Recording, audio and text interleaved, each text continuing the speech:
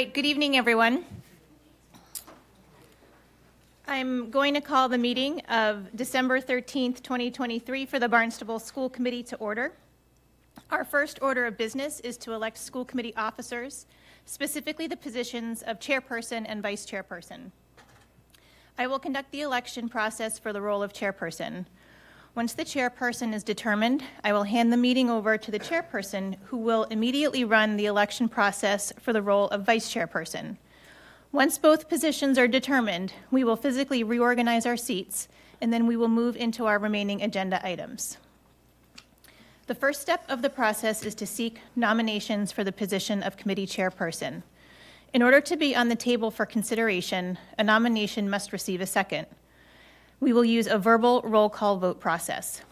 Nominees will be voted on in the order the nominations are made. I will now open the floor for nominations for the position of committee chairperson. I nominate Kathy Bent. I'll second. We have a nomination for Kathy Bent made by Mike Judge, which was seconded by Peter Good. Do we have any more nominations for the position of committee chairperson? Seeing none, I am closing the nominations for the position of committee chairperson. The nomination for your consideration is Kathy Bent. We will now vote on the nominee. This is a verbal roll call vote. When I state your name, please articulate your vote out loud. Jennifer Cullum, how do you vote on the nomination of Kathy Bent for the position of school committee chairperson? Kathy Bent. Peter Good, how do you vote on the nomination of Kathy Bent for the position of school committee chairperson? I vote yes. Andre King, how do you vote on the nomination of Kathy Bent for the position of school committee chairperson? Yes. Kathy Bent, how do you vote on the nomination of Kathy Bent for the position of school committee chairperson? Yes. Mike Judge, how do you vote on the nomination of Kathy Bent for the position of school committee chairperson? Yes. It is unanimous, and congratulations to Kathy Bent, who has been named the chairperson of the Barnstable School Committee.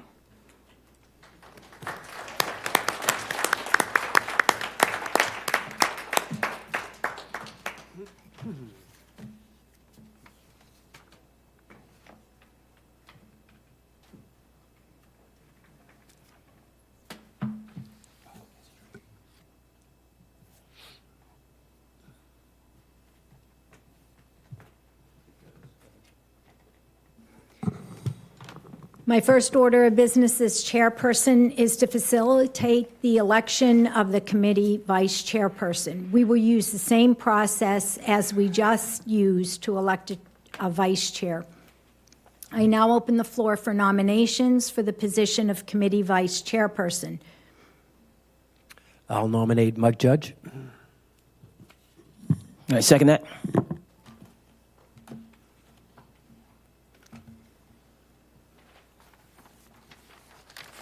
Do we have any more nominations for the position of committee vice chairperson?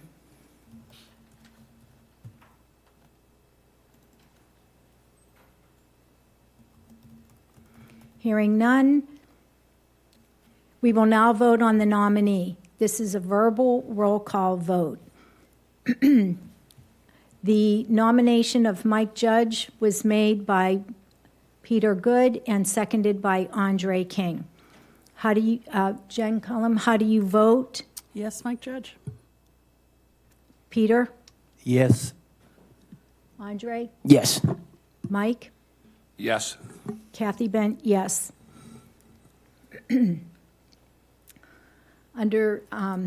So congratulations. Mike Judge is vice chair.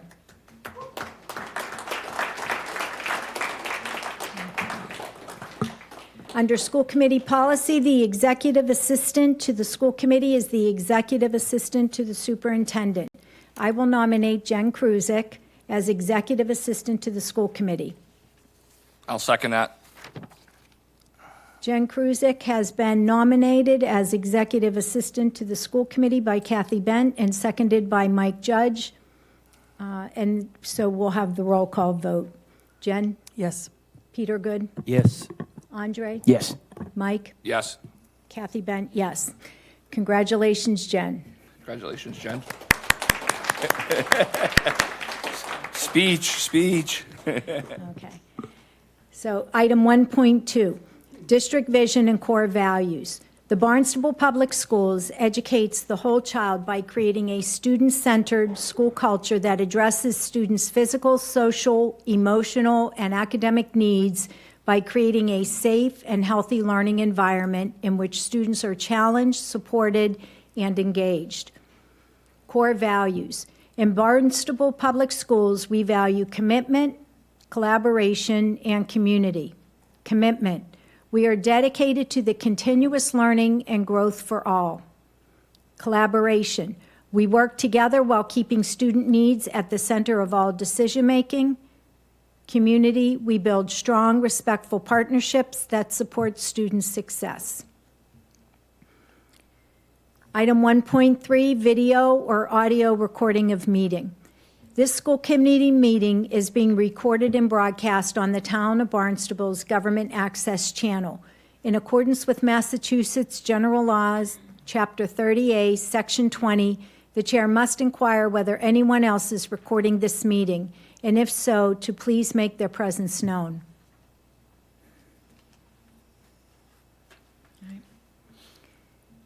Item 2.1, Barnstable High School School Chamber Choir.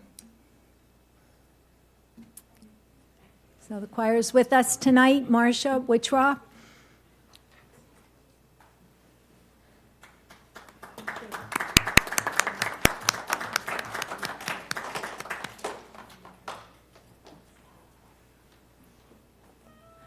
Oops. Thank you so much for the opportunity of having us perform for you. We do have an announcer, and he's going to come forward to the microphone to just say hello. And please introduce yourself. Hello, my name is Ryan Field. We are the Barnstable High School Chamber Choir, and we're here to promote our upcoming concert on Tuesday, December 19th at 7 p.m., located at our high school. So we thank you very much for having us, and we hope you enjoy. And our first song, we'll do two, only to give you a taste, because we do encourage y'all to come. It's Tuesday night, 7 o'clock. And we'll start with an older hymn, older holiday type song, Ding Dong Merrily on High.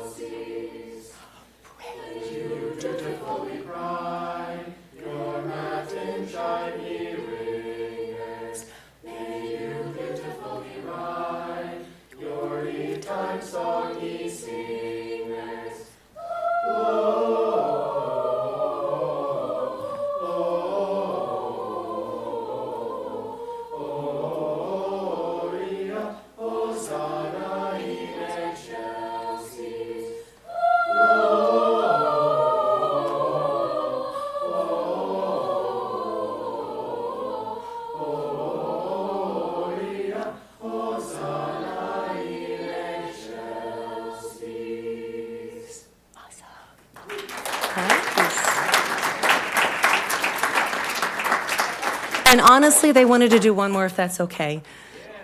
Sorry. Sorry, but this is a happy one. I mean, that was a happy one too. All right, sorry. One, two, 3.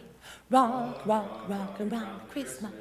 Yeah, we're rock, rock, rockin' round the Christmas tree. Yeah, we're rock, rock, rockin' round the Christmas tree. Yeah, we're rockin' round the Christmas tree. We're rockin' around the Christmas tree at the Christmas party. Hop, ba-doo, wop, wop, with mistletoe hung where you can see every couple tries to stop. We're rockin' around the Christmas tree at the Christmas spirit ring. Ba-doo, wop, wop, maybe we'll have some pumpkin pie and we'll do some caroling. But now you will get a sentimental feeling when you hear voices singing, let's be jolly, deck the halls with boughs of holly. Holly, holly, hum, hum, hum, we're rocking around the Christmas tree at the happy holiday. Ba-doo, wop, wop, everyone dancing merrily in the new old-fashioned way. Hum, hum, but now you will get a sentimental feeling when you hear voices singing, let's be jolly, deck the halls with boughs of holly. Holly, holly, bum, bum, bum, we're rocking around the Christmas tree. Have a happy holiday. Ba-doo, wop, wop, with everyone dancing merrily in the new old-fashioned Christmas tree. Yeah, we're rock, rock, rockin' round the Christmas tree. Yeah, we're rock, rock, rockin' round the Christmas tree. Yeah, we're rockin' round the Christmas tree. Take a bow. 1, 2, 3.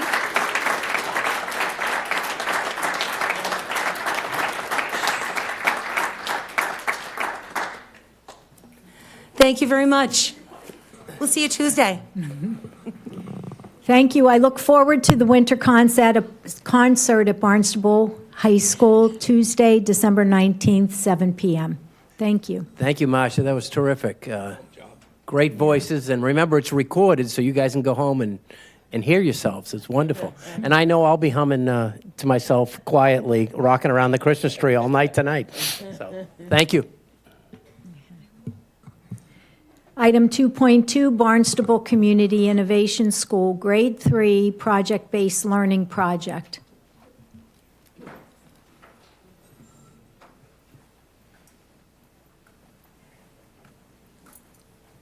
Hi, everyone. Thanks for having us. I'm Kathy Milne, principal of Barnstable Community Innovation School. Our project-based learning coach, who's phenomenal, Alyssa Chase, could not be here tonight. In fact, she's teaching a pound class for Sandwich Community this evening. But I have two amazing educators here. I have Madison Herman, grade 3 teacher, and Tiffany McDonald, who is our grade 3 long-term sub. And they both agreed to come this evening so that if you have questions or comments after the video, they're available to respond. Before we play the video, I just want to point out some amazing things that you're going to see. This video showcases our grade 3 PBL project. What I'd like you to tune into as you watch the video is this project. It's ongoing. It's not complete yet. But this project hits multiple curriculum content and skill areas, including but not limited to science, technology, research skills, writing, speaking and listening, civics, history, social emotional learning, and health and wellness. So most importantly, this is an authentic, student-driven, purposeful, and extremely engaging project. So I hope you enjoy the video.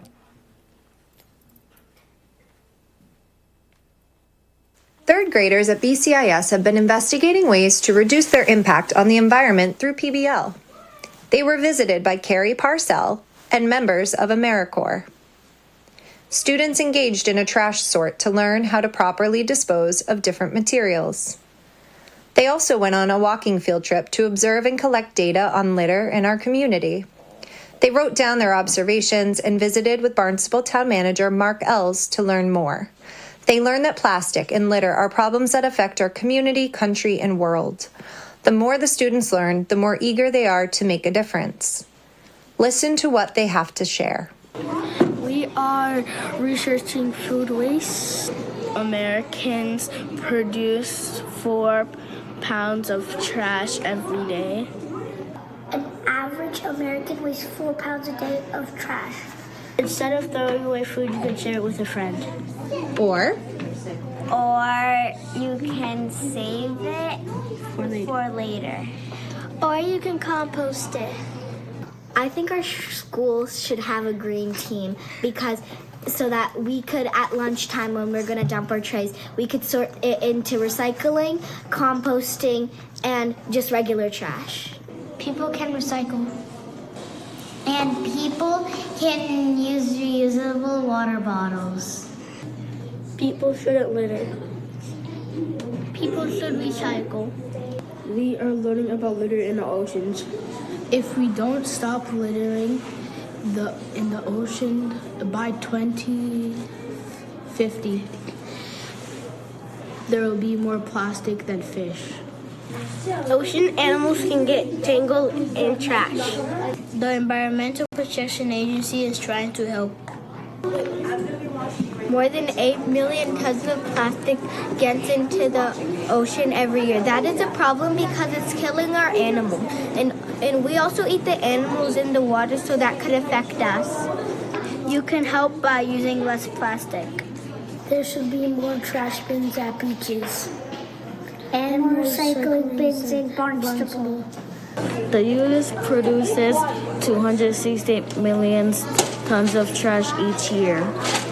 A third of what we throw away can be recycled. So we need to do better. Schools on Cape could have after-school clubs for cleaning up places like beaches on the Cape. Here's some things that kids can do to help. With your friends, if your parents allow you, you can make a green team and have meetup days where you go to the beach and clean up trash in our oceans.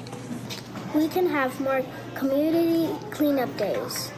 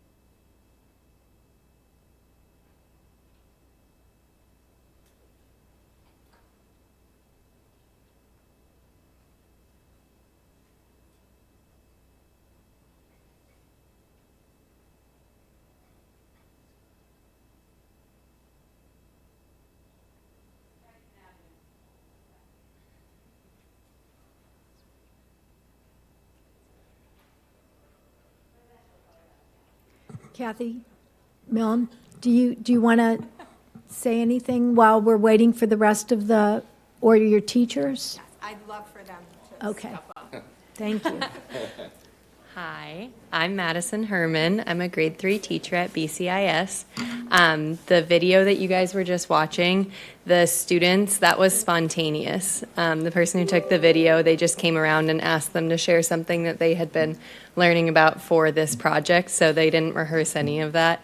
So I thought that spoke a lot to how much they're learning and how excited they are about this project. Do you have anything you want to share? Do you have any questions for us specifically, where we're going from here, what maybe the projects specifically are? Because that's the part that Yes, was all of cut that. out of the, yes, yes. Yes, all of that. Yes, awesome. Well, we're doing plays, we're doing slides, we're doing posters, we're doing a PSA, Yeah. all involving. Can you, what so that Oh, the I'm so public sorry. can hear, we need you Sure. on the microphone. So Thank you. sorry. Yes, we're doing some PSAs. We're doing a play. We're doing slides, Google Slides, book creators, things like that. All for the recycling, all for different composting, different ways we can, save the animals and the earth. Anything else? I think that's the. This project has also taught our students that there's more to taking care of our environment than just recycling. I think that a lot of times kids, that's like their first go-to is that you can recycle, but we're hearing them start to use words like composting or reducing and actually being able to explain what that means. So it's really exciting to see this next generation kind of internalizing that and being really excited to share that with everyone. I have one more comment. So, one of the comments Alyssa Chase made to me, we were talking about the video yesterday, and she said that one of the most difficult challenges she is facing is she has awakened a passion in our students and a sense of urgency in terms of doing better for our community and for our environment. And so they want to take immediate action. They want to do something right away. And she said that's the hard part for her is reining them in. And I said, well, make sure that you remind them that by going to the school committee, by doing your PSAs, you are becoming advocates for our community and our environment. So, but for her to have to sort of pull them back and say there's a process to work through, I'm sure all of you can relate to that sometimes. So that was sort of her contribution. May I ask a question? Yes. Kathy? So my son went to the Innovation School back when it was the long acronym. And it's nice to see you, Mrs. Milne. I do have a couple questions. Currently, is there a compost pile that you work on with your community garden now or your school garden now that you get from lunch? Not from lunch, no. We do have a composting bin that our volunteers for the garden built and actually just rebuilt. But I think it will take a larger effort to compost the food waste from the cafeteria. I do know Ms. Chase has reached out to the People that came AmeriCorps, and she wrote a proposal asking to recruit some of their members to come and work with our students in January to get that process started. Cool. And then another quick question is, what happens to leftover food from the cafeteria now? Do you know? It goes in the trash. It goes in the trash. Yeah. So there's many other options in our community that we could look at that might be a quick way for these third graders to make some real quick changes. The Family Collaborative, which runs out of the old Riverway. It's Jenny Wheeler. I don't know if you guys are familiar with her, but I'd be happy to put you in contact with her. She feeds family after family after family after family out of that kitchen and runs on donation primarily. There's also obviously our shelter and other things. So it would be a great use of something that would go in the trash and also a great use of taxpayer money if we could somehow get that to hungry bellies. Yes, and I appreciate that. I know Ms. Chase is working with Cooperative Extension and some of the groups that they help to support throughout the community to see if there's a way not just to work within the cafeteria food service program, but also the produce that are created from our garden. One of the things that saddens us is our students do such a great job planting throughout the spring, and then when it's time to harvest, no one's around. School's over. So, yeah. The other thing is we talked a lot on the council. I come off the council having been there for 12 years, so we talk a lot about the relevancy of the HYCC in the community that it's located in, which is probably one of the biggest food insecure communities on the Cape, if not the biggest. And we talk about how kids that go there are often, fed by Officer Brian Morrison, who, has deep pockets when it comes to hungry bellies. So the food going in the trash, if it's edible, is unacceptable and should go to a different location. And I would suggest the HYCC because there are so many programs that are there for kids after school. And I'm sure the People of Action could give us a hand with some ideas too, because they deal with a lot of kids with food insecurity as well. So I'd look forward to an update on that. That'd be great. Well, I'm not sure if I can just add to committee member Cullum's comments, which were practical and, because your school building is right next door, of course, to HYCC. So a lot of the things that were just proposed, there's an opportunity that arises right there. I'm not going to take too much of your time. The video was wonderful. Our students are expressing themselves and they're communicating, and I love the confidence. So we might not be able to get the back half of the video, but thank you for putting that together. Loving the energy and enthusiasm. I myself, being born in the awesome 80s, which I'm proud of, I grew up with Captain Planet in my time. So we grew up on recycle, reduce, reuse. That was the slogan in my, but the point of fact is, the recycling component, plastic, mixed paper, compost, which is something I don't come from a science background, but I compost now after learning, wow, this food can become soil, that can go in your garden. These lessons, they may seem, my point is, it sticks with you the rest of your life. So it's wonderful that you're doing it. It's relevant to their lives because we are living in a time of climate change. I love the enthusiasm that they have, that you've infused in them. The video was wonderful. We might not see the back half of it. Okay, but that's all right. So thank you for doing what you're doing. We have some opportunities, as Committee Member Cullum just spoke to even go further that we're going to be looking at. But just the idea, the understanding, just try to recycle. It's not everything, but you think globally, you act locally. Do your part, and it's good for yourself. Give yourself a sense of you're not being wasteful, and it's certainly good for the overall community. So thank you. I wish my students were here to hear that because they'd be like, it's great. And the last thing that I just wanted to say about it is the awareness that it's brought to our students as you were speaking. They weren't necessarily noticing waste from food until we started this project. And now they're much more aware of their impact just in their school and in their everyday lives. So it really has made an impact on their thought process throughout the day and what they can do better at each step of their day. So anyways, thank you for your time. Kathy, can I ask a question? Yeah, I was going to, Peter, do you have anything? Okay, Mike. Can you do me a favor? If the second half of that video, can you just, maybe Kathy, if you could just send it to Jen and Jen can send it out to us, the whole video, and including the second half? The video, the link is on Board Docs in your, it's okay. in your It's on Board materials. Docs? Yes. Okay. So if anyone else wants to watch it, boarddocs.com, Barnstable Sounds good. Public The Schools. rest is examples of our projects, and the plays are awesome. So please try and get in. But another thing that we wanted to add too is that all of our classrooms have recycling bins specifically for the different plastic, paper, all of that. So again, with the reuse, recycle, we are always teaching them and reiterating the same stuff because it is important. And our ultimate goal is to have the compost for our garden. That is the ultimate goal we're working for.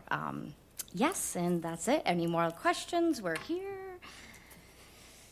Thank you. It's such a great project, and I appreciate your sharing. Thank you so much. Thanks for having us. Thank you. All right, routine business, student envoy reports.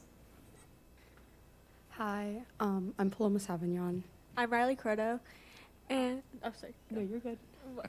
We're happy that to be back, and So winter sports have kicked off in our school: track, basketball, hockey. Today is the home opener for hockey at the HYCC.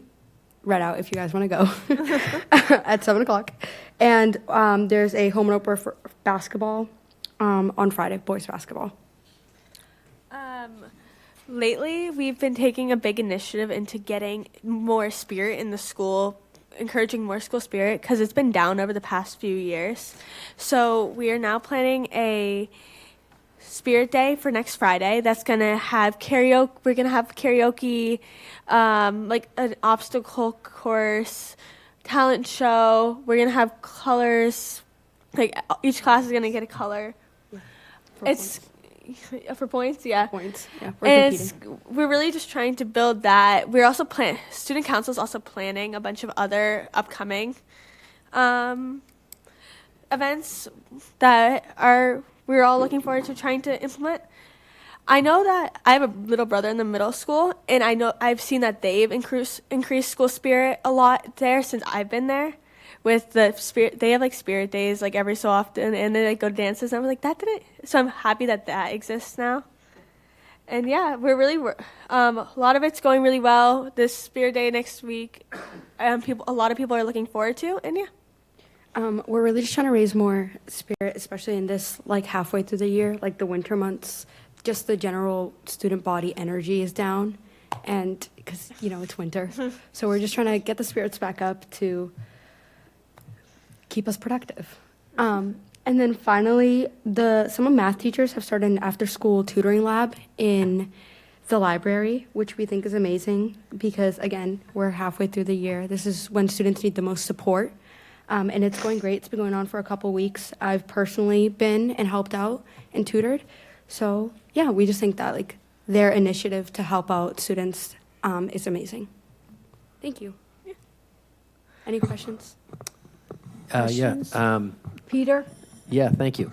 That Spirit Day sounds like a great idea next Friday. Terrific. And Riley, you brought up the bathroom issue last time or the time before. Have you noticed any improvements? What was that again? Bathroom, the cleanliness? It's not really. It's like kind of.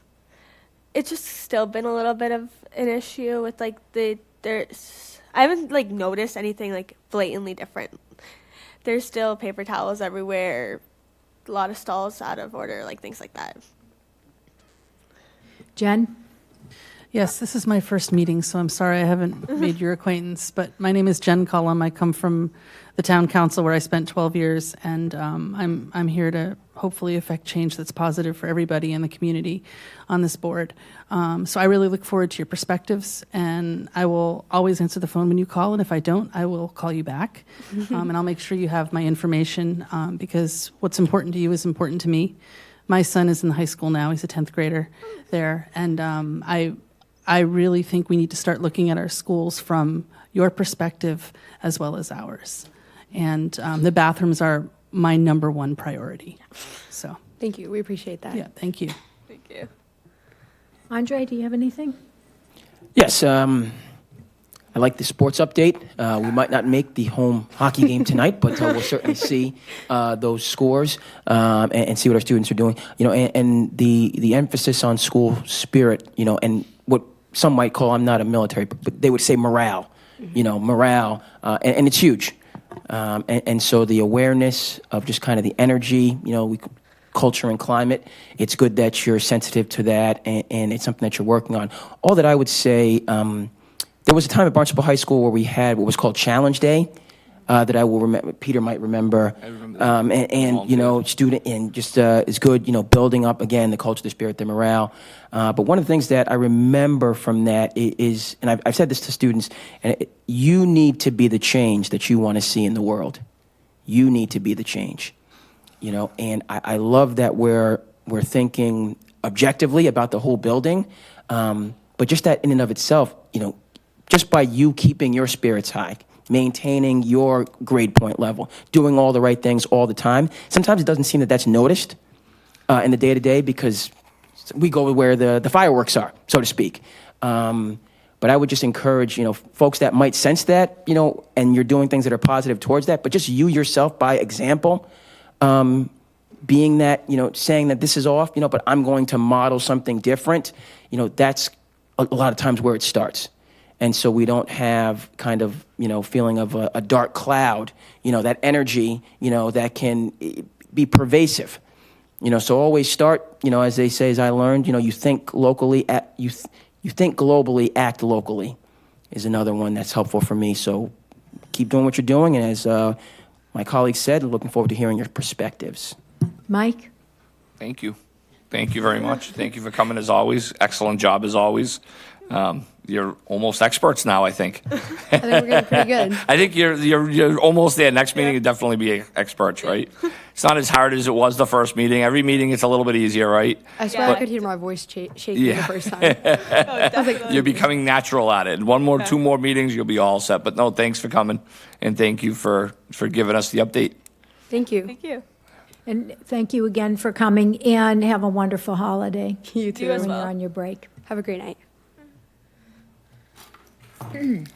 Item 3.2, approval of school committee meeting minutes for November 15, 2023. Move to approve school committee meeting minutes for November 15th, 2023. I'll second. All in favor? Aye. Aye. Opposed? Abstentions? I'll abstain. Thank you. All right, motion carries. Item 3.3, public comment. Public comment will be limited to 3 minutes per individual and 30 minutes total. There will be no debate or action taken on public comment items. The committee will take items under advisement, or the individual will request an item to be placed on a future agenda. The chair will also allow public comment at his or her discretion during the meeting. Is anyone here for public comment?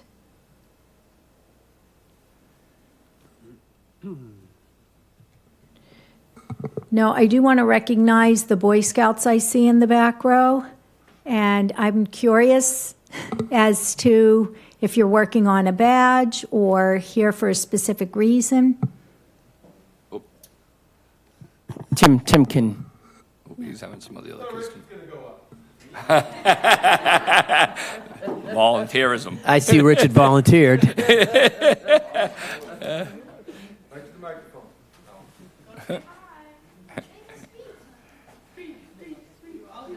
Yeah, welcome down, bud. Yeah. Welcome. So there's a button on the microphone at the base, and you can, it's on? Is it on? Yeah, so me and my fellow Boy Scouts are here for citizenship in the community, for a merit badge. And this is one of the requirements to come to a meeting. Cool. Well, welcome. Yep. Welcome. Thank you. Oh, I'm from Troop 54. Is everybody from Troop 54? Oh, yeah. Everybody. So this is Troop 54? All the, every Are single you? one.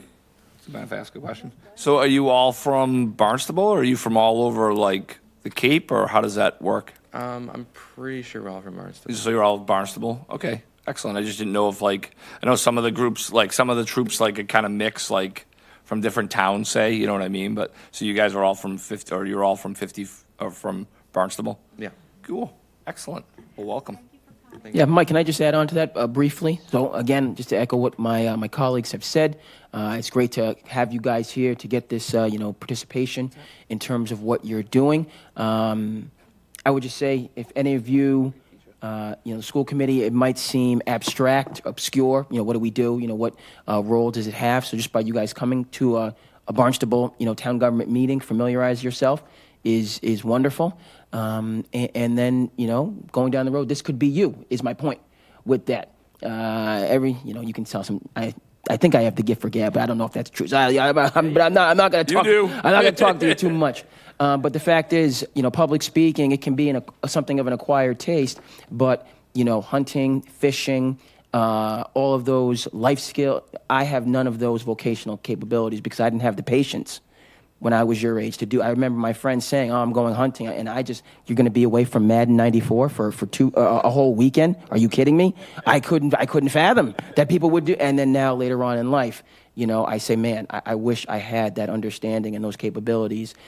So what you're doing, it's just great, and those skills. It may not seem trendy or cool, but in the long run, it's going to serve you well. So thank you for being here. And then again, if you see yourself in town government, it's not that far removed if you want to try to get involved and make a difference. Jen? Thank you. So next time I go hunting, I'll bring you Andre, okay? Why are you laughing? No, I'm kidding. So I gave a few speeches as a town councilor, and one of the most memorable was for an Eagle Scout, Chris Bartley, who accomplished a lot and was very, very proud of his station, and I very proud of him as well. And I will say that in my time, sitting on this dais in my various positions, I can think of probably 5 or 6 people that still call themselves an Eagle Scout when they introduce themselves. And these are grown men, some of them upwards of 75 or 80 years old, that consider this to be part of their core as a human being. So go all the way is my advice. Go all the way to Eagle Scout, and you'll be able to hold it in your heart for the rest of your life, and it's a lot to be proud of. Those skills are not taught everywhere, as Andre pointed out. So congratulations to everybody. Thank you. Okay. Excellent job being a representative for your troop. And thank you again for allowing us to attend tonight. Again, they're working on one of their Eagle Merit Badges right now. And it was fantastic to see you do the elections tonight because they're getting ready to go to do their troop elections tonight as well. Thank you. Right. Thank you for coming. Item 3.4, school committee comments and subcommittee liaison reports. Jen Cullum, do you have any? I do. It is, of course, my first meeting sitting up here, and I might be a little ambitious, I guess. I guess the 12 years that I suffered on the other one didn't tame me much. But one thing I would like to do is talk to my fellow committee members about establishing some short-term benchmarks that we could then put a timeline to, so we can show the public that we are striving to improve things for our students in our high school, even though we see some struggles. And I would like to maybe put it on the agenda for the next meeting where we each come up with some ideas. I know just from speaking tonight and learning about what's going on at the Innovation School that I will look to find a place for all that food that's being thrown out. That is a huge waste and should not be happening in our schools. Things that are short-term and can really gain some goodwill and really, through the eyes of the taxpayer, help them understand where the 62 cents on every taxpayer dollar is going in our school system. So I hope to have some committee support for that. I think it will only, in the end, make us stronger, which is the goal. Thank you. All right, thank you. Peter? Andre, do you want to, if you have something other than your video, but we'll do the video at the end, it's a tradition. Mike? Piggybacking on Jen, the only thing I would like to do is not just have it about the high school. I'd like to have it about all our schools. That's sometimes a conversation, and anybody who watches school committee meetings know that I kind of always, sometimes the rest of our schools get left out of things. So I want to make sure that that's for all schools and not just the high school. Because every school, you don't get to the high school without starting in our preschool and working your way up to that point. So as the two gentlemen for the mentor, remember me having a conversation with you guys when you guys were here about, I love it, let's make it all of our schools, right? And you both were like, oh, that's a lot of work, Mike, I know. But other than that, I'm all set. And the only item I have tonight, the subcommittee on policy revision met last Friday.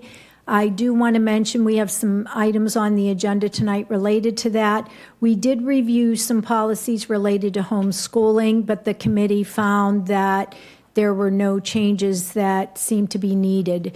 I think it's important that when we're asked to review that the public is aware that we do review upon request.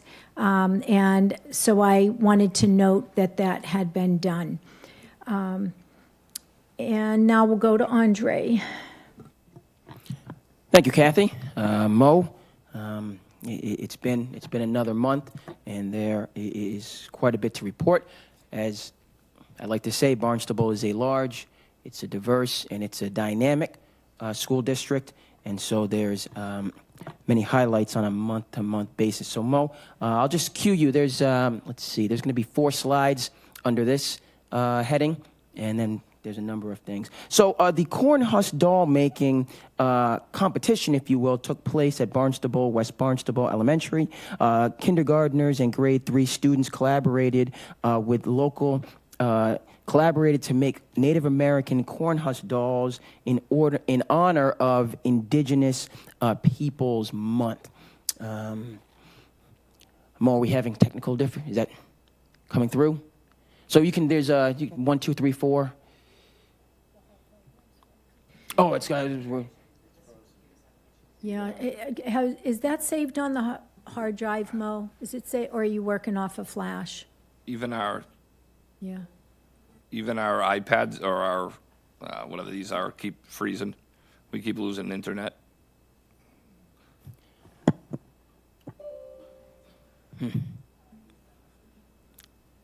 All right, so I'm not going to, we as school committee members, these meetings take as long as they take, and we don't want to kind of hold things up. And so I'll go down the line, just a couple things that I wanted to highlight, and then we'll keep the meeting running seamlessly.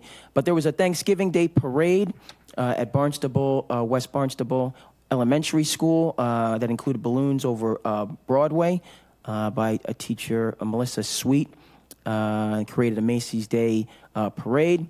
We had interest pathways also at BWB. Fire Safety Officer Lahane and Lieutenant Hill from the COM Fire spoke to students again at BWB. Jerry, and excuse me if I'm pronouncing this wrong, Pallotta, who is an author, visited students at BWB. Teachers who wrote a grant to have this author come, who wrote the book, Who Would Win book series. So he was present. Sorry we can't see these visuals, but just to get a sense, again at BWB we had the Wet Fest, which is an interactive method of teaching students the fundamentals of water in Cape Cod's unconfined sole source aquifer. So students did a lot of hands-on work there. At the United School, once again, we had our not peer mentors, but just student peers. To the point, students from the high school came down to the United School, spent time, did activities, went to the cafeteria, so on and forth, and that was wonderful. The Barnstable Junior Classical League ventured to Boston University last week for their annual BU Classics Day, an all-day gathering of 300 Latin students from 16 different schools across Massachusetts. 32 chapter members attended, including several Latin 1 and 2 students who were new to the event. Also at the high school, the marine biology trip to the New England Aquarium was wonderful. Students in advanced honors and CP classes attended on Thursday, November 30th. I wanted to give a few sports shout-outs in conclusion. Our football team from the fall, after making it to the state semifinals, scored 54 points against Falmouth in the Thanksgiving Day game. Falmouth scored a sum total of 8. Might have been 6, correct me if I'm wrong on that, but a resounding victory. I have to give credit to our Barnstable volleyball team, state championship finalist, who fought back in sets 2, 3, and 4, and 5. Final score was 16-14 in the 5th set, and they battled.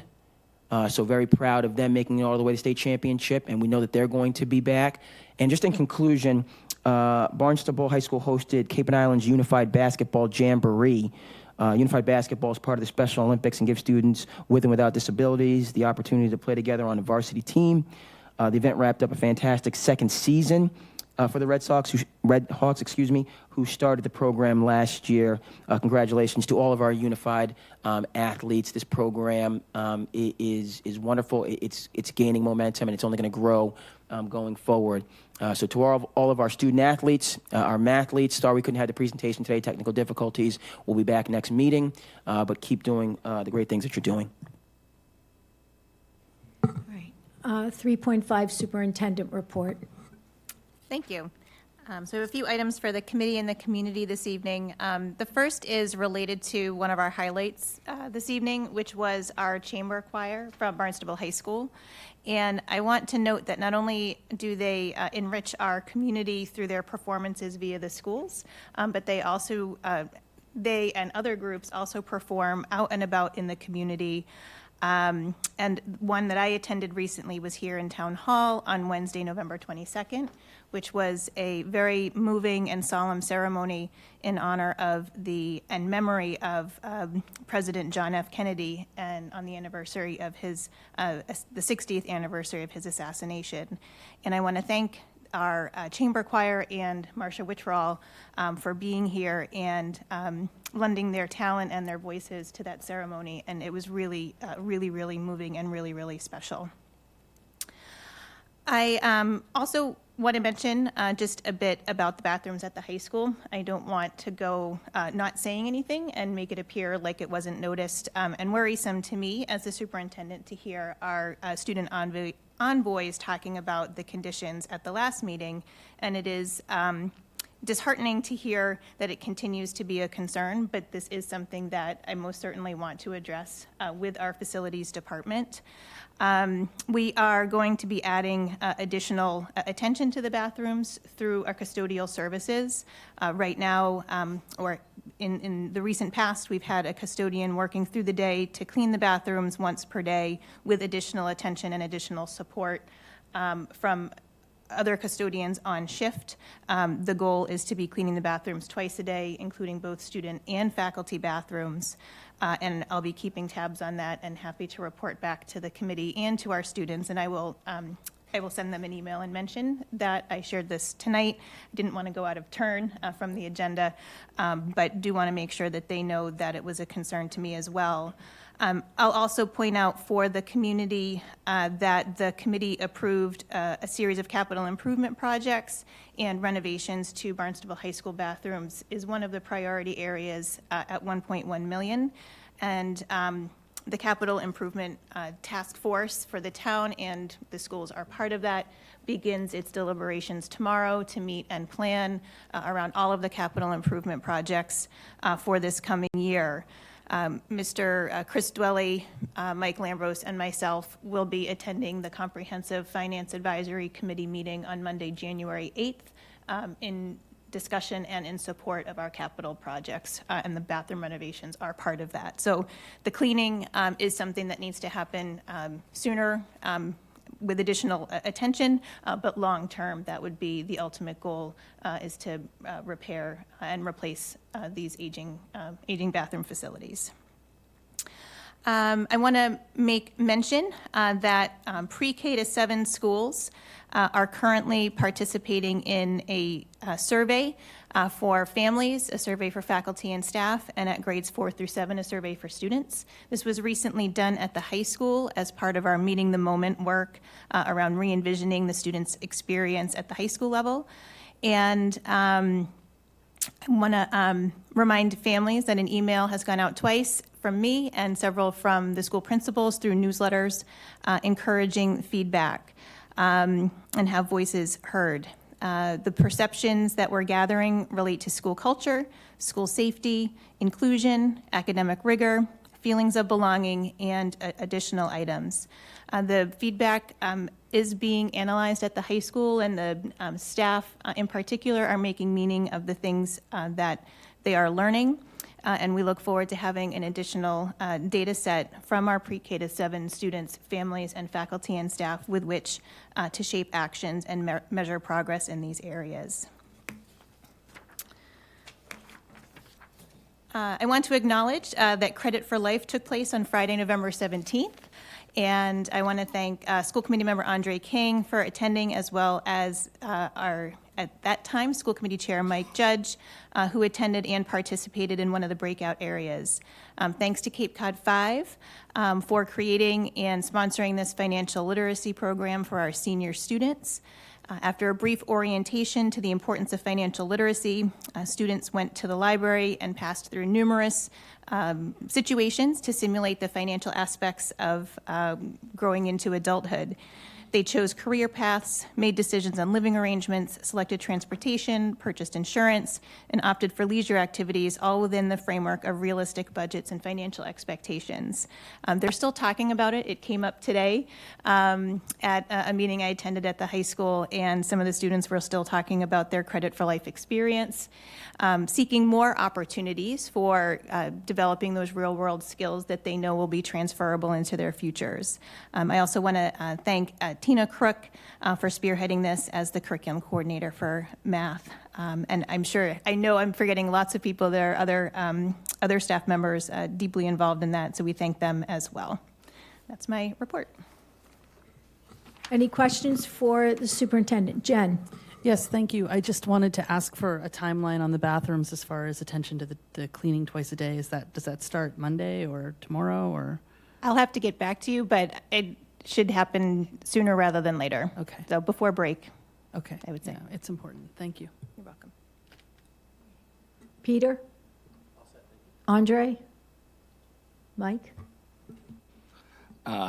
since Sarah touched on the Credit for Life, it is thank you to Cape Cod 5. They've been doing this for years. I've been involved in it for years, and it's just probably about, I think after COVID, they moved. It used to be done by paper, and I've been involved in all different things. Like when they could buy a car, it's literally like all of us adults do every day of the week. Like you have the budget, they get their job, they get what they make.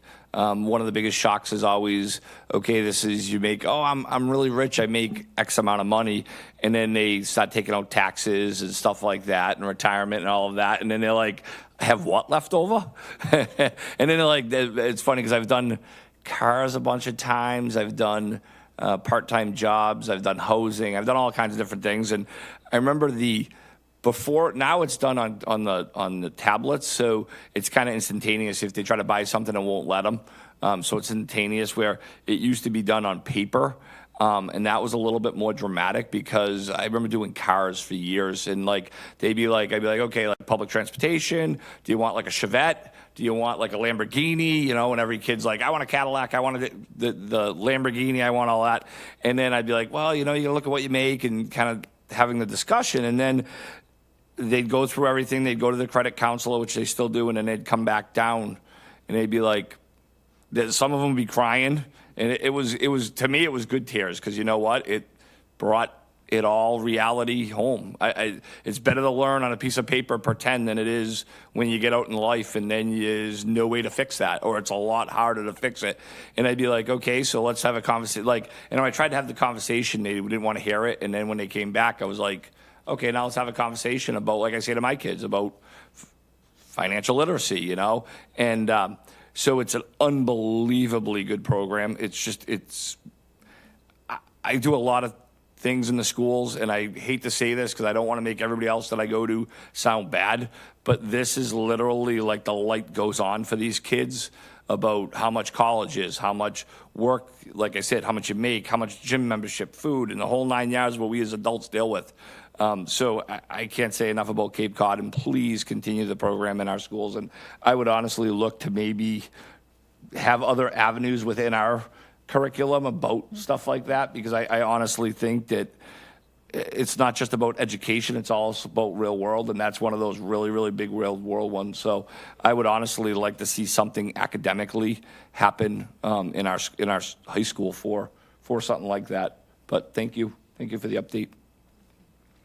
Kristen, Assistant Superintendent report. Thank you.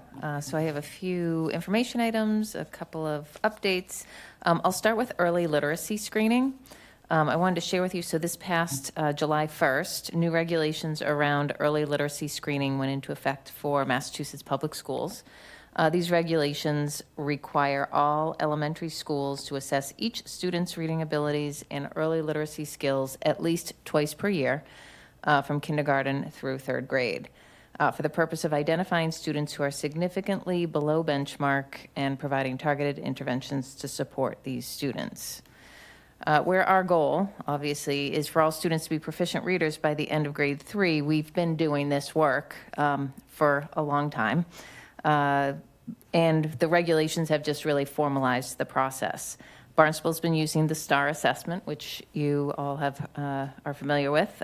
So we've used the STAR assessment suite as our district benchmark assessment for, again, a number of years. Our K-8 students are assessed in reading and math 3 times a year using the STAR assessment.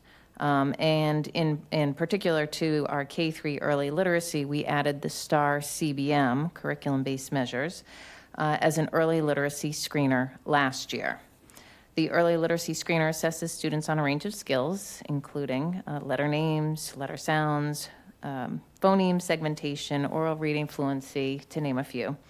These are skills at different grade levels, so those are, assigned per grade level. Not every student, K-3, does letter names, so it would be appropriate to the grade level. So the skills are, we assess the skills at the different grade levels, and that provides the insights into gaps that are leading to students' reading difficulties. Again, while we've had the majority of the practices associated with the regulations already in place, It helped to formalize our practices, but also ensure that families are provided with information and updates as to how they can support their K-3 student in continuing or reinforcing the interventions to support their child's literacy development at home. And so that has been probably the biggest shift for us in terms of in writing. So, teachers are always working with families and communicating with families, but then now there's this documentation process. So that's been a shift for us. But it seems that we did our first benchmark and communication to our grades 1 through 3 families in November. And we'll be, our next benchmark assessment is the end of January. And so we'll have a next set. That's where kindergarten will, we would be sending out communications for students that need the additional intervention and support, and any new grades 1 through 3 students that will need some additional support. The next item is a GLEAM update. So since our last school committee meeting, the GLEAM team, and Jennifer, just for your information, this is related to a grant that the district has for identifying an elementary K-5 literacy program. So our GLEAM team has continued to meet their key tasks focused on the design of the pilot. They'll be starting at the end of January, and the narrowing down of programs to be considered for the upcoming pilot. The 3 programs that are currently being considered for the pilot are Wit and Wisdom, Amplify CKLA Comprehensive, and EL Education. This will be further narrowed to 2 programs for the actual pilot. To identify the final 2 programs for piloting, each of the publishers has provided a 90-minute overview presentation, which is recorded so that people can watch it at their leisure if they weren't able to attend. Staff have had the opportunity to review sample materials provided by the publishers. Parents also had the opportunity to review samples at parent conferences. There were displays and sample materials, and families were provided with a trifold with some information and a QR code so that they could provide feedback based on what the information that they were able to see. These stakeholder groups have been asked to provide feedback based on their review using a Google form. All of the data will be reviewed and to assist the GLEAM team in identifying the 2 pilot programs. We're hoping to have those identified by the middle of next week. Once we've reviewed the data, this will give us time to reach out to the vendors to set up the pilot, get the materials on site, and schedule a professional development for the pilot teachers on our January 10th in-service day. 2 other announcements. On January 11th, the Barnstable High School will be holding their 2nd annual BHS Showcase. It's going to run from 5:30 to 7:30. The high school opens its doors to families, students, and the community to share all of the amazing opportunities for students at Barnstable High School. It's a fun, engaging, and interactive evening to celebrate everything that we do at Barnstable High School. Teachers and students will showcase course offerings, pathways, and clubs. Families, students, and community members will be able to tour the high school, see examples of student learning through projects and demonstrations. Teachers and students will be on hand to showcase, all highlighting what Barnstable High School has to offer. This event also helps to guide the course selection process for students as they find their why for the 2024-25 school year. And then finally, 'tis the season for winter concerts. As we heard, the Barnstable High School winter concert is scheduled for Tuesday, December 19th at 7 p.m. The BIS winter concert is scheduled for Thursday, December 21st at 7 p.m. And then Barnstable United splits their concerts. Their grade 5 winter concert is Wednesday, January 17th, 2024 at 7 p.m. And the grade 4 winter concert is Thursday, January 18th at 7 p.m. And all concerts are held at the Barnstable High School Performing Arts Center. Thank you. Any comments, Jen? Yes. I'm sorry, I'm going to ask some questions because I'm just new. So The STAR assessment specifically. So that assessment is done in English only, correct? Or is it done in multilingual? Oh, sorry. We assess in reading and math, but it is only given in English. We do have access to the Spanish. We've used it in a very limited capacity as we start to figure out really the appropriate use for it. As you know, Portuguese is our main language, so we're trying to determine, in terms of our Portuguese-speaking students and our Spanish-speaking students, how do we want to make sure that we're assessing them to the best ability?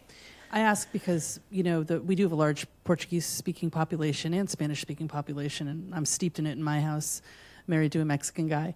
And I often wonder and worry about how inclusionary our policies are when it comes to dealing with people from other countries that speak different languages. Because I know there's been several times where I've had to advocate for my son, and I know my friends could never do that for their children.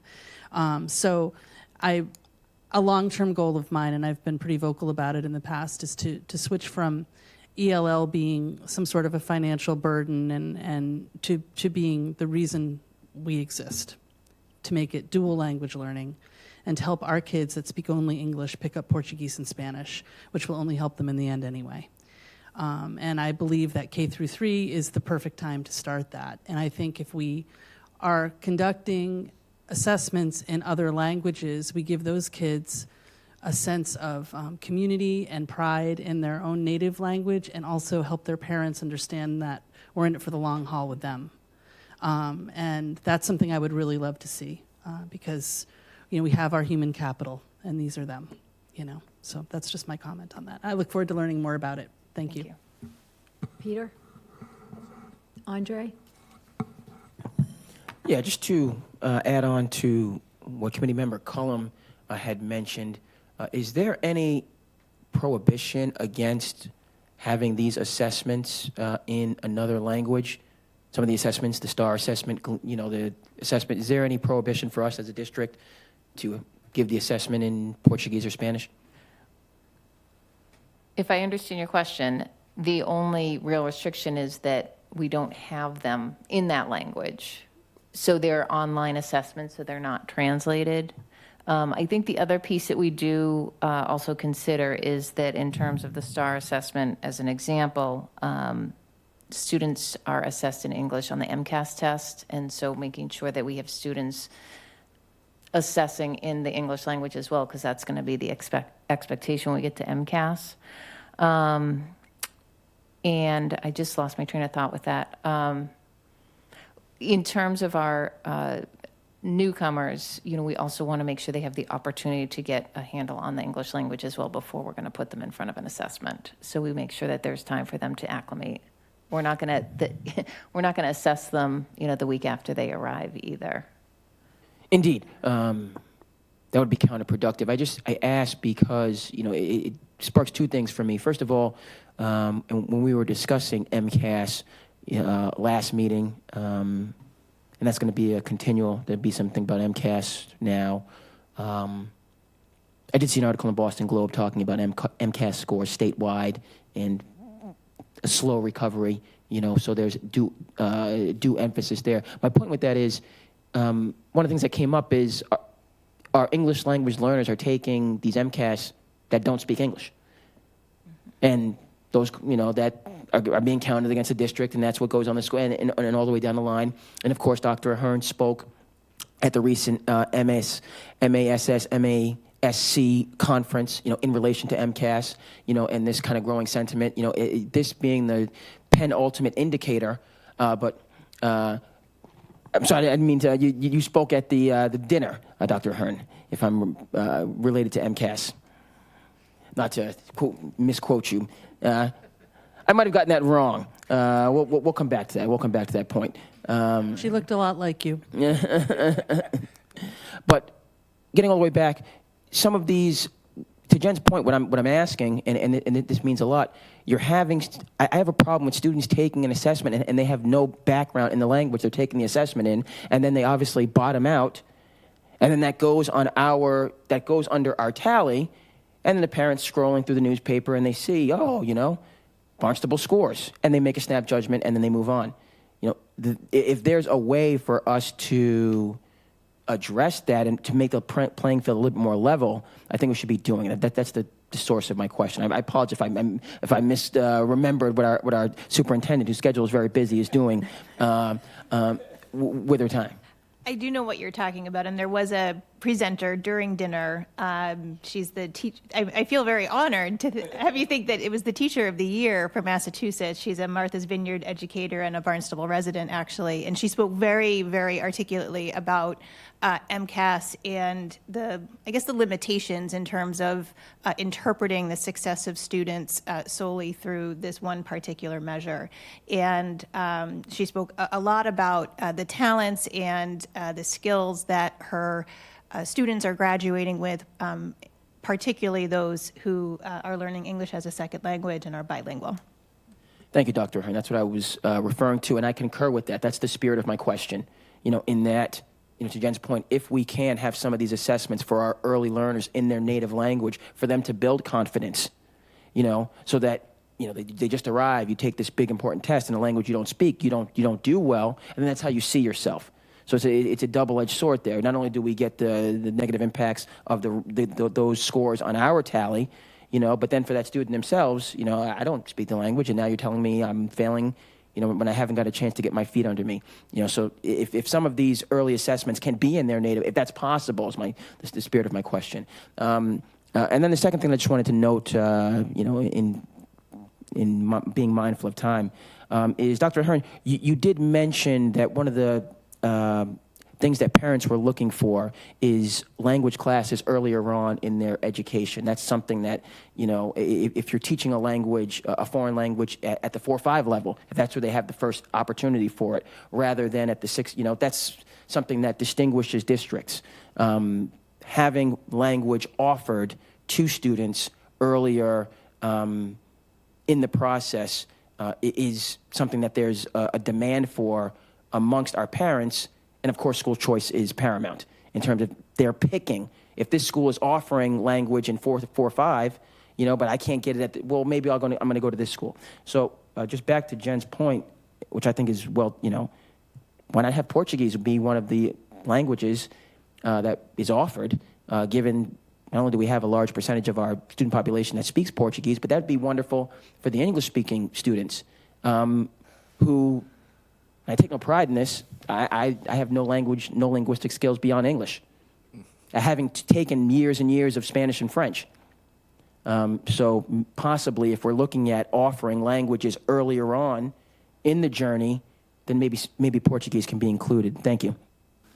Mike, did you have any? Yeah, so I actually if anybody watched the meeting last month, I went on a pretty long tirade about the MCAS and how they were in English, and as Andre said, we're judged by it, and how dumb that is. And I'm not an educator, but I just don't see that as being a smart thing when you're trying to educate people, but they don't speak that language.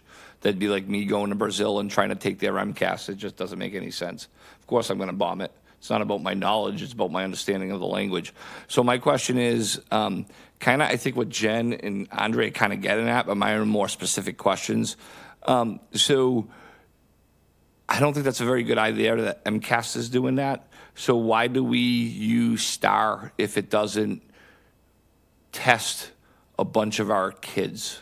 So what I mean by that is if they don't have, for instance, our reading program, and correct me if I'm wrong, but I believe our current reading program doesn't have it in other languages. That's one of the reasons we're getting rid of for me, that's why I've been pushing to go for a different reading program, is because it leaves a bunch of our kids out. Is that correct? Our current program, based on assessment by Ed Reports and Curate through the Department of Education, it's partially meeting the expectations of high-quality instructional materials. For all kids, including ELL kids? Our current program actually has an EL component. Okay. So it parallels. It's not in a different language, but it's breaking the skills down so that like how to teach them English, right? Which is the whole purpose of ELL. Right, and so... I guess to get back to my question, why is there other tests out there other than STAR that tests in probably our two most popular languages? Would probably be Spanish and Portuguese. Are there other testing companies or tests out there that we can use instead of STAR that tests everybody on kind of an even playing field? Every company that we talk to, whether it's for assessments or anything else, that's one of the first questions I ask is, do you have materials in Portuguese? And there is no testing materials other than, well, STAR doesn't either, but there's none of them that They will have Spanish, some will have French, so they go with the more predominant languages. I mean, for us, Portuguese is a predominant yeah. language, but universally it's not. there is no But that is testing. always one of the first questions that we ask. I would also say that, again, we're looking at how are we supporting students and their early. One thing I should mention about STAR is the assessment. I'm not going to remember the term because I can never. It doesn't come to me, but it adjusts. Thank you. It Yeah. is adaptive, right? So if a student gets stuck on a problem, then it will bring it to something that's a little bit easier. So it adapts to their skill level. So that is one of the benefits of STAR in terms of for students, whether they are English speakers or not, it will adapt down to a lower skill so that at least we can find that baseline or benchmark for students. But the problem with that is it's not necessarily, I'll just take somebody who speaks Portuguese who's been here for not a long time, who's like a level 3 on the ELL scale. So it may be not that they don't, if you gave them that question in Portuguese, then it's not that they don't necessarily know the information. They just don't know the language good enough to be able to answer the question. That's my concern, is kids are getting false things. So then the problem with adaptive is then it's going to lower it down to another one. Say they know, I don't know, third grade math. They know it. It's the language is the problem, not the math concepts, not the answers. It's if it was in Portuguese, they would know it perfectly fine. So I'm just concerned, like MCAS, if somebody who can't speak the English language gets 100 on the MCAS, it doesn't mean they deserve the 100. It means they only know that much English to get 100. So our STAR assessment is kind of doing the same thing. It's only one data point. So, but now we have 3 times a year we do STAR. Yep. So that's 3 data points per year, and then that's going to follow that kid. So as they get better in it with ELL and further along, you would expect their scores very well may get better because they're starting to be able. It's not the knowledge, it's the language, right? So I'm just really concerned that it seems like, so you have STAR, then you have MCASs of 3rd grade. So you have all of these data points, and they're all based on English language. One of the additional features with STAR is that the problems can be read to the student as well. So Okay. that's another, Do we do that, though, for all of our ELL kids? if they need it, yes. Do we say depends on the levels level. 1 and 2 automatically get it read, or how does that work? Yes, we have in our protocols that are, and I'm not sure up through what level, but we Right. can turn the audio on so the problem is read to them because, there's different, they develop their reading versus their auditory understanding of the English language, at different rates. So, we also do, like I had mentioned earlier, delay just because we offer the assessment in our first benchmark in the fall, in September. For students that are new, we're not going to assess them. So at like that level time 1, because- we don't assess them. When they get to level 2, we may start assessing them. Like, is that kind of what you're saying? Yes, and there's 3 questions at the start of each assessment that give you a sense of can they even access the content. So those 3 Or the questions, language. they're like practice questions. So if they can't access the language, it will actually basically, stop the assessment and say, you're all set, you've completed it, and we're okay. Okay. Because the goal is not for them to, be frustrated. The goal is to get them to a place where then the next time that they are assessed, they'll get that much further. Right. Like I said, I'm just concerned that, and I know the adaptive sounds good, but you could have somebody who's a really good math student who speaks Portuguese, but now they're doing 1st grade. And the problem is if they're in 3rd grade or 2nd grade, we'll say, and they're doing the math problems, but they can't do them because they can't speak the language. So then they're going to give them easier questions. Well, it's not the math, it's the language. So they're not going to be able to do good on those questions either. So it's just going to keep dropping it down, and it's never been about the math. So like all of a sudden, like I said, I see the system as extremely flawed. We're making academic decisions based on this. So I don't know if there's a better system. I don't know. That's not, I would leave that up to you guys to figure out. But if you think of it that way, I just see that I don't know. It's not, to me, that's not a very good system for our kids that don't speak English. That's, I guess, what my point is, but I'll leave it at that. So I want to circle back a bit, and this discussion started with talking about the GLEAM grant, which is reading focused. And STAR was mentioned as the assessment tool used to assess reading in the English language, since students need to learn to read English in order to meet MCAS standards and graduate. Am I correct with that? Yes, I mean. Okay. Yes. So we kind of deviated and. Well, no, because we were talking about STAR assessment. We are talking about STAR, and when it comes to the math, but I think it all went back to the explanation about the GLEAM grant. So I think maybe we could either have an agenda item on a future agenda that addresses the math separately from the reading, because I think they're two different, they're related but separate. So we can think about how to frame an agenda item down the road to explain how we can accurately assess math skills when we can determine that the barrier for the math progress is the language, and figure out what else is done to help us determine what students know in math. So maybe you can come up with something and we'll Sure. figure it out. Okay, any other questions or comments? All right, moving along to new business. Just at the beginning of the new business, I want to note that item 4.9 has been removed from tonight's agenda. It will appear on a future agenda. And then subsequently, item 5.1, which was related to 4.9, is also removed. So we're on 4.1, field trip to Quebec City in May of 2024.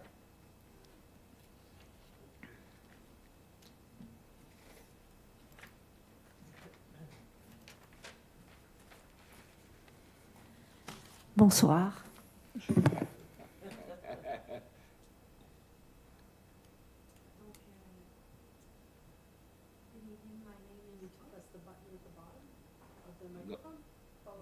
On the base. Oh, I touched it. I'm sorry. So, good evening. My name is Mireille Poupard, also known as Madame Mimi at the school, at the high school. And I'm a French teacher for the past 12 years at the Barnstable High School, and one of the coordinator of our trip that we are proposing for Quebec City for students of 8th grade and 9th grade who are taking French, who are in the French program. So as you know, international travel contributes to the World Language Department objective that students are able to communicate competently in a second language. This travel experience will provide an incomparable, authentic learning experience while challenging them to use their class knowledge in a very practical manner. Shopping, restaurants, and hotels, and everything, and also visiting while they're visiting landmarks with us. Students will also enrich their cultural and linguistic knowledge and have a better understanding of cultural norms in Quebec, Canada. The proposed itinerary, the students will depart from Barnstable High School early morning on the 23rd of May. This is to Quebec City. We will spend 3 nights, 4 days, and coming back late. I think we come back around early evening. Is it late? No, early evening on the 26th at the high school, same location where parents pick up their child. During their stay, the students will visit the main landmarks, historical ones like Notre Dame Cathedral and Montmorency Falls, which is gorgeous, but also the National Battlefield Commission, which offers an amazing day where they have they participate in interactive lessons. So it's always a very enjoyable experience for them. And we also go to more cultural, social cultural experience at Sugaring Off. We call it La Cabane à Sucre. And then we also have we organize a treasure hunt in the old Quebec City. So they get to also explore the whole history of Quebec City. The cost and the travel arrangement, so I have here one example. The cost is depending, of course, upon the number of participants, but we usually fill up. So we're talking about a bus of 50 students with a cost of $990. And if we have 40 to 49 students, the trip fee goes to $1,070. And this includes bus fare, lodging, breakfast, dinner, excursion, all transportation, and travel health insurance. Parents will be required to purchase a cancellation insurance policy, and there are two rates available for them. They average between 4.5% and 7.5% of the total cost. Students will bring additional money really just to buy souvenir and, just if they need to buy a gift or something, or they want to buy a piece of clothing. All travel arrangements will be made by Hummingbird Student Tours, the same company that organized our trip to France, which was just amazing. I mean, they did a great job. We feel very confident. We have great rapport, relationship with them. Communication on site or while we're organizing and even after, it's just, they're very, very professional and they're very well, and they're local. They're located in Bourne. So I am happy to be here this evening, and I am open to questions if you have any questions. My only question was, I thought that I noted down at the bottom that students are also responsible for lunches, right? But that's what's on the materials. Yes. Okay, So so there lunches and souvenirs. Yes. So what we've done in the past, Fanner, who had to leave because his daughter had a concert. She's a musician, so he apologized. So what we do is we do a fundraiser with our French Honor Society, which actually Paloma is, I believe. She's on the board. And so the French Honor Society are the older students, they're sophomore, juniors, and seniors. They organize a fundraising event, and the money that is accumulated from this event, we actually redistribute that money to our students that come on the trip. So it helps them with pocket money and lunch money. We did that in France. We were able to give students $120 US each for the French trip. So last time we went to Quebec City, I think we were able to provide from the fundraiser about $70. So it really ranges. Yeah. But the breakfast is really very generous, and the dinners, and and Pierre and I, we always buy snacks, and so they won't starve. So it's not expensive, for the lunch. So Okay. it's not like in France. It's a little more affordable. And has Dave Anthony vetted this? Yeah. Okay, so the insurance. All right. Any questions? I just want to, hi Mimi, good to see you. I was Good to see Mimi's you. mentor many Yes. years ago. And I know this trip has been, as I think she mentioned, filled up before and very popular, and this sounds terrific, so I'm fully behind it. Yeah, the students are very excited. And this will be the third one that I will be chaperoning and be with the students. But I believe that correct me if I'm wrong, but I think it's been over 35 years that it used to be only for 8th graders, and it was done, I believe, from the middle school. Pierre knows a little bit more Yeah, that's about correct. it. Yep. And then when they stopped teaching French at the middle school, or they've changed the language, we took over about 7 or 8 years ago.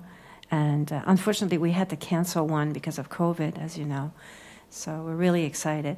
And it's really a nice way just to be with the younger student and just really offer them an experience where they can develop that that curiosity, that interest, that engagement towards learning another language. You were talking earlier about language, and being someone who was raised and educated bilingual, coming from Quebec, I know how much it offered me so many opportunities in life, and so yeah, so I just.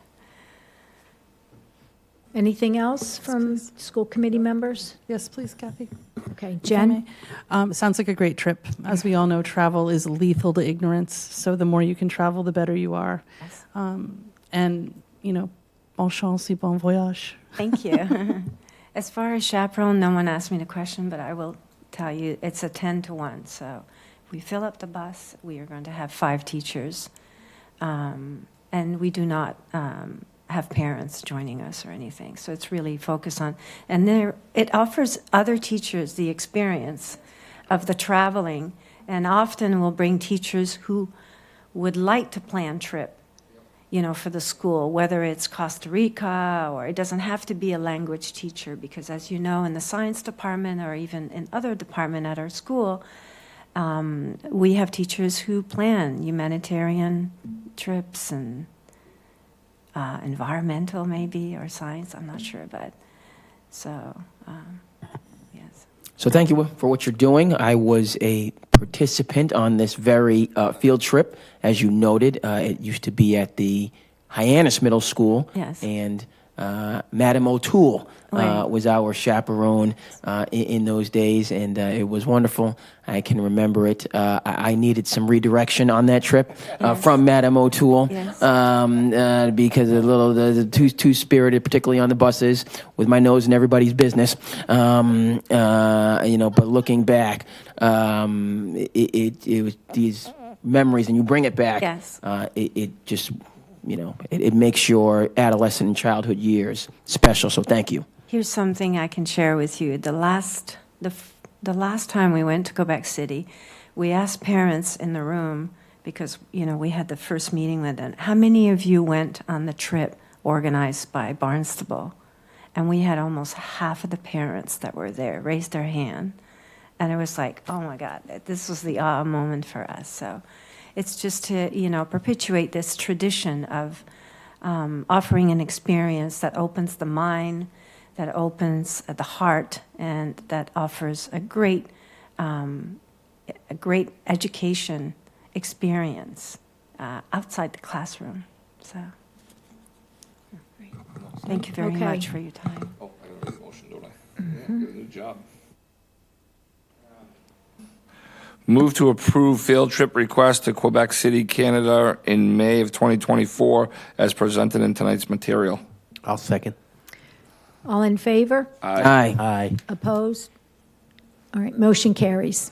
Thank you so much. And I also want to say that Andre, he speaks very well French. So, and thank you, Jen, for your help. Have a good night. Thank you. Andre, au revoir. Too kind, too kind. Item 4.2, approve final vision of a graduate. Sarah? Great, thank you. So I'm excited to talk about this evening. I think there's been several examples of things that are happening in the Barnstable Public Schools that align with this consensus vision. This was a huge priority for me coming into the district. It is something that had been started before I arrived with the Barnstable Intermediate School and some activity at Barnstable High School to define a vision. But coming in new, the stars seemed to align to bring the entire district together around a vision of a graduate so that we could get on the same page, be thinking about our schools as one school system, pre-K through 12 plus, for each and every child, and then begin to adjust, adapt our curriculum and our systems towards our collective vision. Our vision is consistent. Next slide. Oh, perfect. Our vision is consistent with your vision statement and core values, which get read at every meeting. And just to orient folks, the committee members have seen this before as part of the development process, but the vision of a graduate is like our community's fingerprint, recognizable, uniquely ours, and serves as a defining characteristic of what is core to the Barnstable Public Schools identity. We started with 2 essential questions. How can we co-design a vision of a graduate that is rooted in liberation and equity and that can sit powerfully at the center of our system? And how do we ensure that all of our graduates are leaving with the skills they need to thrive? I want to point out a couple of key words here. Co-design is intentional. So this was designed with students, with faculty and staff, with families and community members. Rooted in liberation and equity, intentionally recognizing that we need to make sure that all of our graduates are leaving with skills they need to thrive, and adjusting our systems to make sure that we are recognizing that our school system hasn't always served each and every student. And so we have an opportunity here to ensure all of our graduates are leaving with these essential skills. Like any good curriculum developer, we're beginning with the end in mind. So what are the skills that we have our students graduating with? Our next steps will be to make it visible and measurable. That is through some of the curriculum development work that is led by our Office of Teaching and Learning. And we started that conversation, I think, too, a little bit in terms of how do we measure, you were asking, I think, a really critical and essential question. How do we measure the math content knowledge, for example, with our students who are learning the English language but may have very high level of math skills? Making it our core curriculum, we have lots of examples of ways in which the vision of our graduate skills are being practiced currently, but we have opportunities to do more. So Mike Judge talked tonight about how Credit for Life kind of sits on the periphery, teaching financial literacy skills, and how do we embed some of these vision of our graduate skills more into the very core of what we do.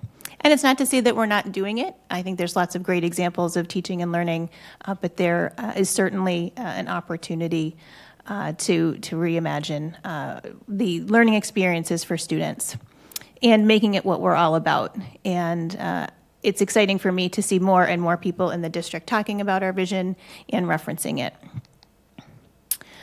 So in terms of the development of a draft, just to kind of refresh everybody on the steps, it kicked off with a professional development day last February with faculty and staff. We held a school committee workshop in April. We had focus groups with families. We also did outreach with some of our family groups, including our LPAC in May. Parents and families contributed during school council meetings in May.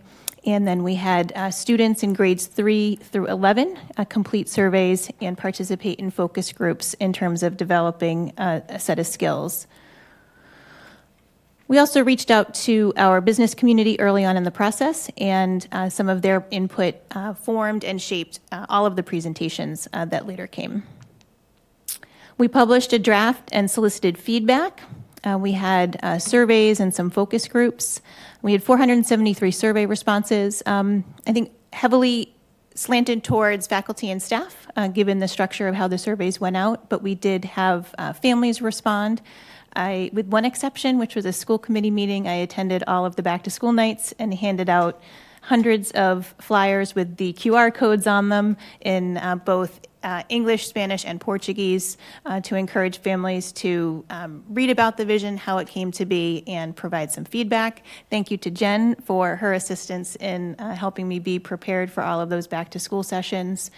And we also emailed some specific businesses and community members, community organizations that are invested in our students. So we have a lot of relationships and partnerships with folks like from Cape Cod 5, like from 4Cs, who are working with our students through career pathways, and got their feedback as well.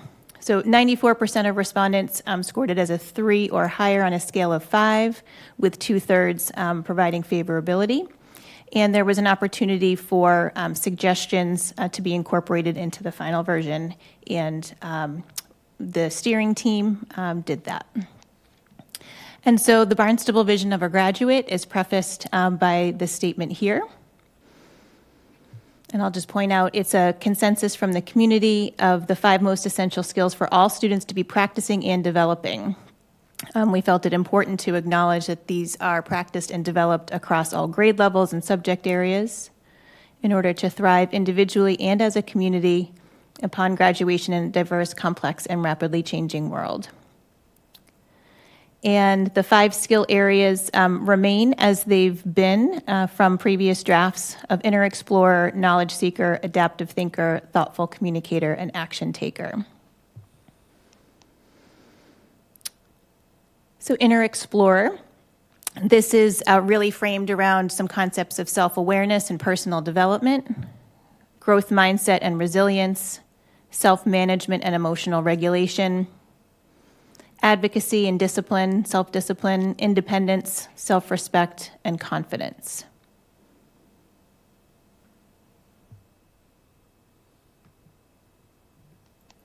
A knowledge seeker, curiosity and thirst for knowledge, continuous learning, being open to new ideas, actively seeking out opportunities to expand their understanding. We know that careers in the future, our students are going to be changing careers multiple times. Our world is rapidly changing, and so the ability to learn new things is a lifelong skill. Some of the feedback that we had was that this might be too college-focused, but I do think in any career, any job that people are choosing, and again, in personal lives, there's room to learn new skills throughout one's lifetime. We embedded the idea of development of life skills here, foundational knowledge, including things like reading, writing, and math, the importance of developing background knowledge for efficiency, when we talk about math fluency or fluent reading, multiple types of literacies, including physical, health, media, digital, and financial, and the development of social emotional competencies. An adaptive thinker focuses on reflection.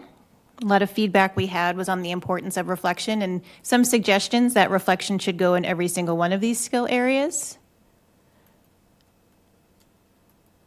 And I would offer that there's a lot of crossover between these areas. They don't necessarily have to be distinct buckets, but we're trying as best we can to organize them. Flexibility, creativity, and open-mindedness. Synthesize ideas across a broad variety of topics. Analyze situations. Think independently and adjust strategies. A lot around problem solving, critical and creative thinking. Thoughtful communicator expresses themselves in multiple ways, also is a good listener, and engages in respectful and empathetic conversations.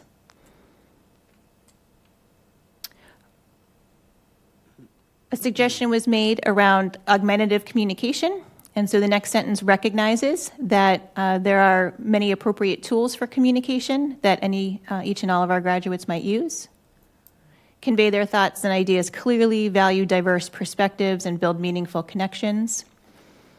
And I think importantly, some of the feedback that we got for this last sentence makes this uniquely Barnstable fingerprint around doing more to emphasize strengths within a diverse community, including cultural and linguistic assets, which I think speaks to the conversation earlier related to the value of multiple languages.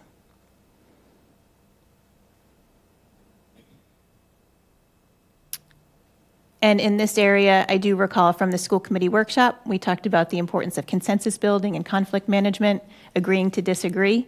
And so the 2 bullets at the bottom there, I would just point back to the conversation we had back at the high school that night. And then action taker. Some of the feedback that we got in the survey was really emphasizing taking civic action and civic mindedness. We saw some of that in action tonight with our Boy Scouts who are here, earning their citizenship badge, but making informed civic choices and confronting complex problems and taking action to solve them in an ethically and sustainable manner. I did not plan this as neatly as it might seem, but the PBL, BCIS projects fit perfectly in this action taker area. And some of the feedback that we got from some of the earlier drafts, which again, I think make it uniquely Barnstable or uniquely Cape Cod, is around the importance of environmental sustainability, the fragile nature of our ecology here. And so we, in this final draft, emphasize that more under associated concepts.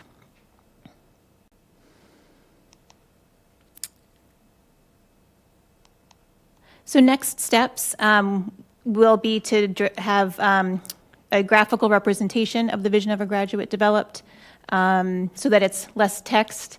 Probably also introduce some more developmentally friendly language. This is kind of geared towards older students and adults in our community, but also be sure that we're talking about this in ways that are appropriate for younger children, creating a measurable developmental progression for each skill. Falmouth has done a really nice job. They have a vision of a graduate that's broken out by different grade levels, and so that would be a model that we might emulate. Amend our district templates for curriculum maps, units, and lesson plans to incorporate the skills. So our educators are well-versed in taking the curriculum frameworks and standards and developing lessons and their curriculum maps from those. But these skills would get folded into those maps in terms of the documentation of our curriculum, which is a project that Kristen spearheads, and we have a software program, Atlas Rubicon, to put the curriculum online. But some of that has been slowed down a bit while we work on the vision of a graduate to then kind of go slow to go fast, now have the skills, and we can embed those into our curriculum documentation. And be sure that we're aligning professional development with the vision for our faculty and staff. A lot of districts will develop a portrait of an educator to align with their graduate, so I could see us doing the same. Implications or things that are already underway that align with the vision. We talk a lot about the GLEAM literacy and the materials adoption there, so we'll be thinking about that through the vision of a graduate lens. Our program reviews of our intensive learning centers and our NEC program ought to be looked at with this lens. Again, this is intentionally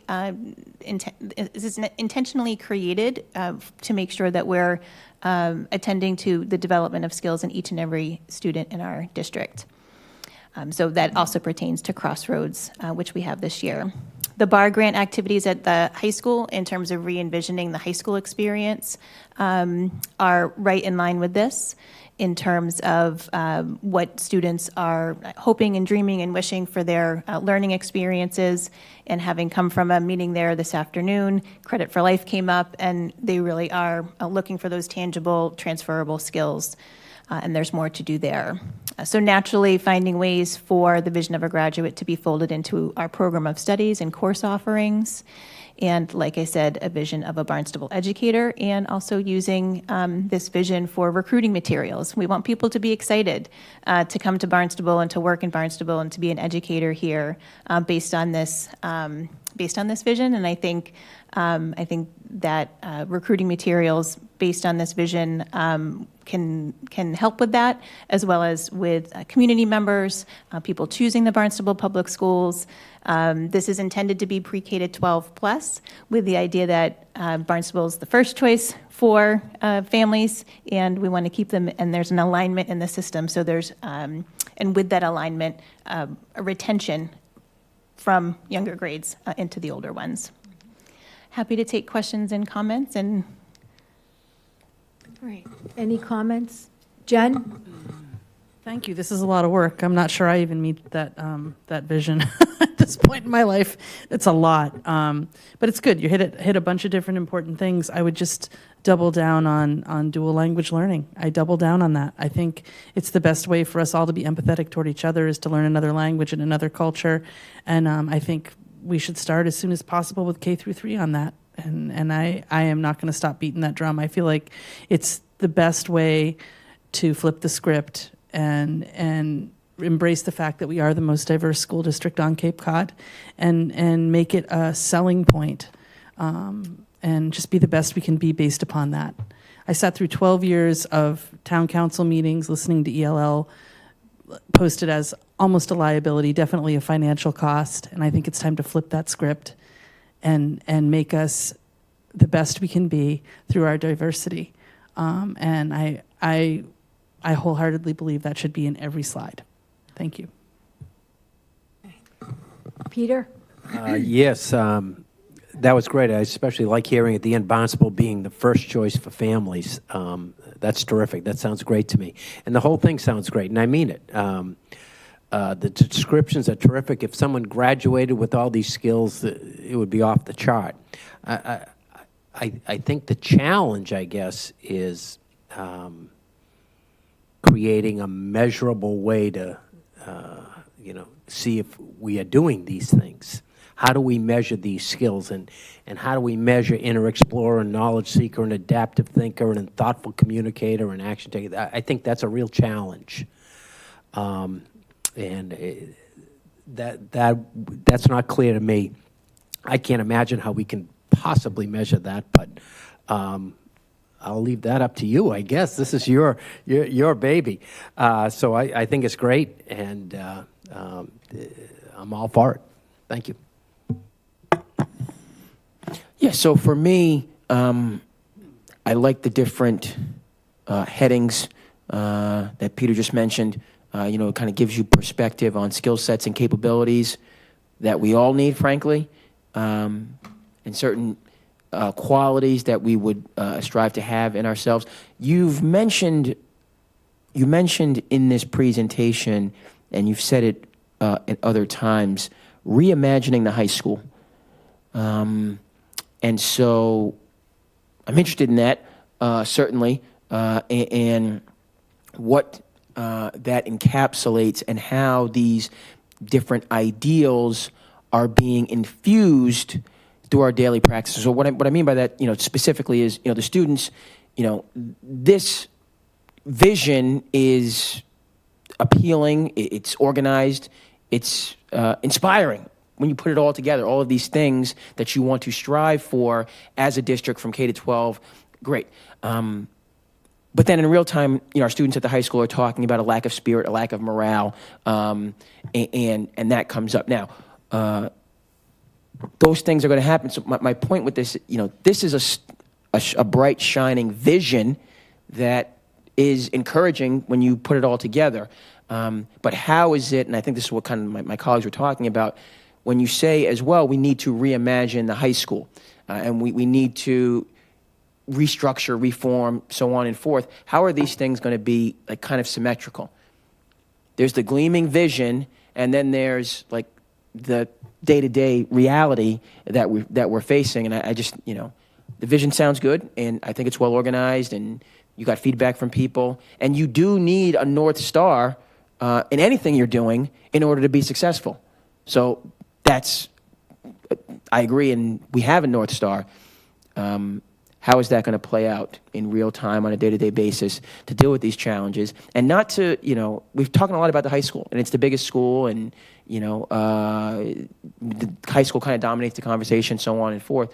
But, my point with that is, just because there's challenges, and there's going to be challenges, at the high school and the intermediate school and, our larger buildings, what I'm kind of getting at is, how can we kind of get back to this vision that you've outlined and, kind of smooth things over? That's the real success or lack thereof of this vision of a graduate. If it's a wonderful PowerPoint with these great ideas and well formatted, but when we have our issues in this district, it doesn't get referred back to, right? Then you took up some time at a school committee meeting and it didn't really amount to much. But how can this vision of a graduate help us in Barnstable to smooth out some of our rough patches that we're honest about in the district, and help us to improve there? Mike? Excellent job. I remember having the conversation in your office just as a chair. I think Kathy and I were there, and we originally started talking about the vision of the graduate and we were kind of like spitballing about who should include and all of that. And phenomenal job. You knocked it out of the park as far as I'm concerned. It just like all of like even at that meeting in April, like all the different things that kind of you were giving us updates about and stuff, to have this end up being this excellent job. Phenomenal job. And I look forward to kind of like Andre's saying, as far as this is kind of the beginning. This is kind of, okay, now we have the blueprint. Now things fit into the blueprint. You can't just start. And I think part of what this district does is it kind of does things half willy-nilly and doesn't like have anything to go back to as, nope, doesn't fit into this blueprint. And this is the blueprint for the district, for the Barnstable School District, is what you created. I mean, that's the way I look at it. So now I look forward to just seeing how like academics or anything kind of like gets fit into the blueprint, and this is kind of the template for where Barnstable goes from here. And like I said, I've been on the school committee now for 8+ years, and sometimes I always felt, and the frustration I always felt was, it seems like whatever the shiny thing is, whether it's academics or facilities or fields or whatever, we kind of go that way, and then we get down the path, we spend a lot of money, taxpayers' dollars, and then we're like, okay, let's go on to the next shiny object. And this, to me, is like, we should have had this a long time ago, because this is going to give us the blueprint. So thank you for thinking of that way. Thank you for doing it, and phenomenal job. So I again, thank you for all the work. I think the collaborative approach was what will help with the implementation of the vision. I agree with Peter. I do think it's going to be a challenge for figuring out how to measure the outcomes. One thing that is noted is that on all 5 areas, the social-emotional piece is included, I noticed, which gets to the fundamental core of how we get our students to learn. And it's the right time for change. It's the right time to have the building blocks now that we're back to business as normal, but still picking up the pieces. I think it does incorporate K through the high school. I think the high school is talked about because that's the closest area to exiting the school system, and that's where it all culminates. I can see how it can be implemented K through 12, but there's a lot of work to be done, and I think it will spark the students. And an engaged student is 3/4 of the battle. So once you get the students engaged, I think the progress will come. But thank you. Is there a motion? Move to approve the final version of the vision of the graduate as presented in tonight's materials. I'll second that. All in favor? Aye. Opposed? Motion carries. Thank you. Congratulations. 4.3 MCAS presentation. Kristen? Thank you. So this is a follow-up, continuation, extension of last month's MCAS presentation. There were a few questions that came up last month. So those are included in these slides, and as we alluded to in last month's presentation, that we would be bringing forward some background and data around accountability. So without further ado, as I said, we're going to start with some MCAS. Mike, you had asked about meeting and exceeding expectations and seeing those separated out, so we'll take a look at that. And also we'll look at comparable districts. Again, I think this was a question that came up last month. I believe that information has been shared with school committee members as a result of the questions, but wanted to bring it to the public view. And then we'll dive into accountability, which will be some background building and then some data around accountability. And again, as a reminder, this is our first year of almost full accountability. There's one piece with the high school, but really full accountability compared with where we've been because we had to pause with COVID. So this is coming back, and it's another measure, another way in which we can look at our work around achievement growth and other factors, which we'll talk about. So in terms of meeting and exceeding, so I did, in the interest of trying to pull some slides, minimize slides. So this is a lot of information. So if we can just start looking at grade 3 for a minute, and then that hopefully will help with the remaining. So again, the request was, I'd like to see what our percentage is for exceeding and meeting separately, because we do a lot of data around meeting and exceeding. Thank you for reminding me what I asked. So the blue bars are the district, the Barnstable data for grade 3, grade 4, and so on, for exceeding, and then the comparison of the percent exceeding at that grade level is the red. So if we just look at the blue and the red for a minute, that data is strictly percent of students exceeding in terms of their performance on, remember that we don't have proficient, needs improvement, et cetera anymore. It's meeting, exceeding, partially meeting, and not meeting expectations. So the blue and the red are the comparison between the district and the state percentages of students exceeding expectations. Then again, sticking with grade 3 for a minute, the yellow and the green is the comparison for the meeting expectations. So yellow is the Barnstable percent of students meeting expectations. And I'm sorry, this is ELA. I should have pointed that out. And then green is the state's percent of students meeting expectations. So I'd let you take a look at those grades, the different grade levels. So it's looking at the two kind of paired together, the blue and the red, and then the yellow and the green, and then work your way across the grade levels.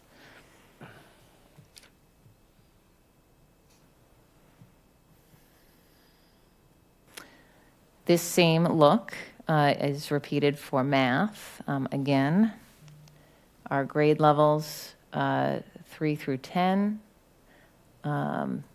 Grade 9 not assessed for ELA or math.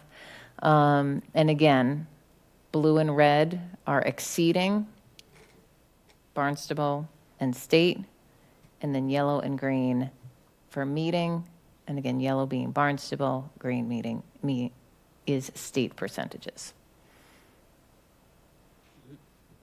Okay. So that gives you that look at, instead of clumping them together.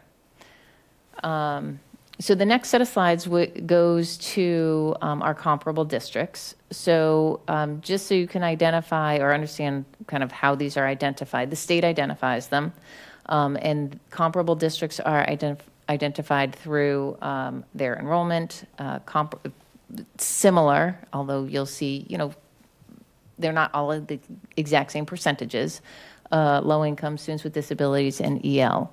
And so that's how the state goes through and identifies comparable districts. So Barnstable's compared with, considered comparable with DY, Malden, Marlborough, Methuen. You can read through the list. And so you see the similarities in enrollment. Some are a little smaller, some are a little larger, but our low-income percentages, students with disabilities, and EL are all fairly clustered. So now taking our comparable districts and looking at, sorry, Mike, meeting or exceeding expectations. So Barnstable starts on the left, and then each of the districts are named below their representative bar. So this is the percent of students meeting or exceeding expectations on the ELA MCAS, and this is for grades 3 through 8, so they're clustered together. Again, it's a look that's provided through DESE, and in the interest of trying to consolidate some slides. So that red horizontal line is, that's where Barnstable lands, and then, so you can see above and below relative to that, just to give a context. So grades 3 through 8 ELA, and then shifting to grades 3 through 8 math. Again, this is the percent meeting or exceeding expectations and compared with our comparable districts.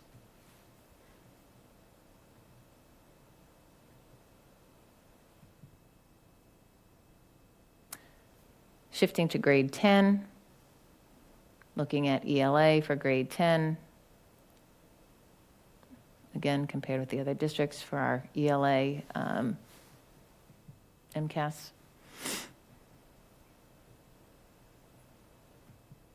And then going to grade 10 math.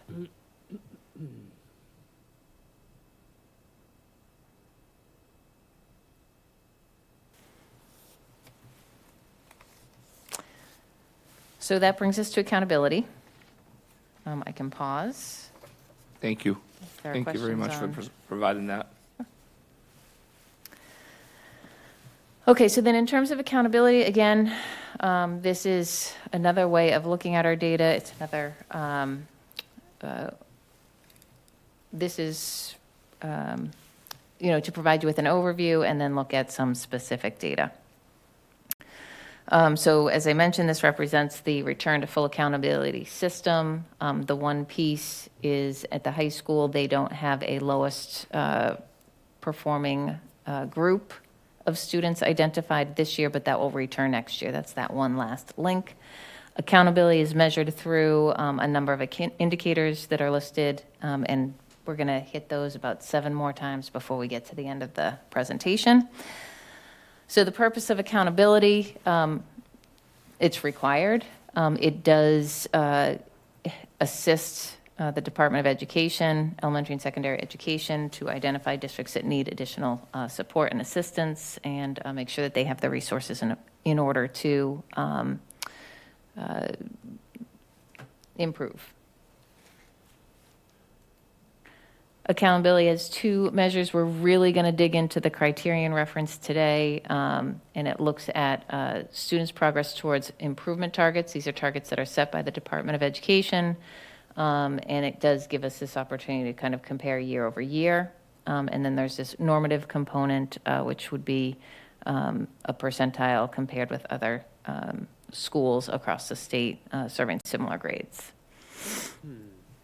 So, criterion reference components, again, lots of text. I'm not going to read this to you, but again, just highlighting it's targets that are set by the state, and they are looking for states to make that progress towards the targets, and we get a certain number of points depending on the progress we make towards the targets. And then we'll get a percentage, which gives us a classification. That's my, I just covered it all in those comments, but let's see what it looks like. So our indicators, as I said, we're going to hit this multiple times. We've got achievement, we've got growth. For our high schools, we've got high school completion, English language proficiency, and that's for schools and districts that have enough students that to meet that threshold.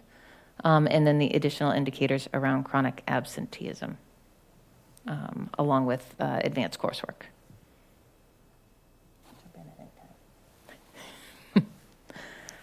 And then again, the end result is a percentage, and so it's a weighted percentage. So each of these have a different value or a weight in terms of calculating our accountability, our measures of our targets. So achievement, they put the greatest weight on, followed by growth, and then our English language proficiency and those additional indicators less or so. But I also want to point out that, again, for schools and districts that do not have enough EL students, that it shifts the percentages, so that's not contributing towards their overall accountability. And this is for non-high schools, I should point out, so non-high schools.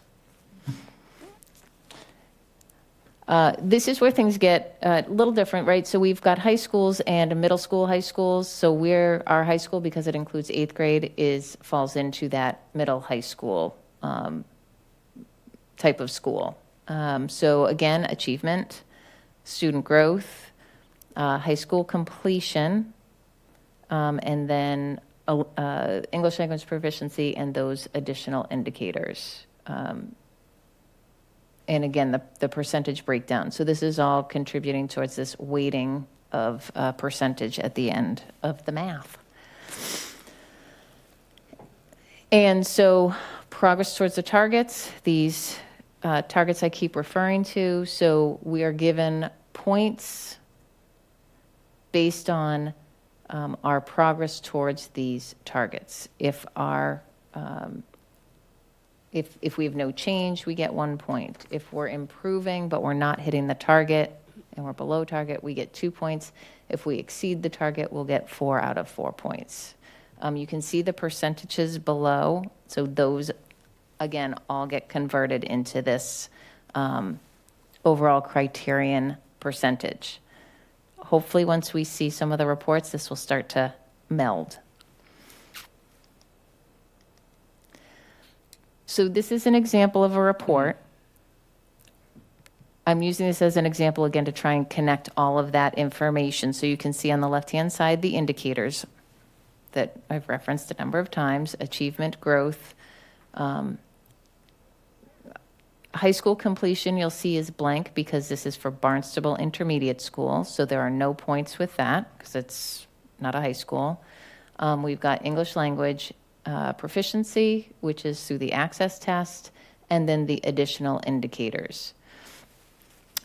The points that I referred to, you can see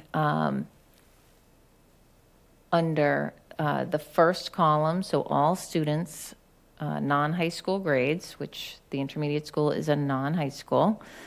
So we earned 0 points for English language achievement and 0 points for math achievement. What that means is that relative to the targets that were set, we declined. So our average points, our achievement average declined.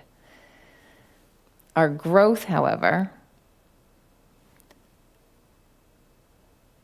for ELA and math, we earned 3 points, which translates into meeting the targets. So there's these targets that are set by DESE for achievement and for growth.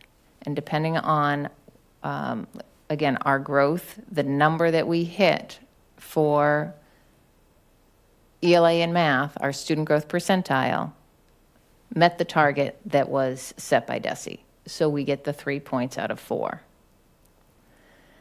Our English language proficiency, we only earned 1 point, so there was no change from the prior year. Chronic absenteeism, the target that was set, not only did we meet it, we exceeded it. So we hit 4, we were awarded 4 points for that. If I shift over to the far right column, if you notice the heading says the lowest performing students.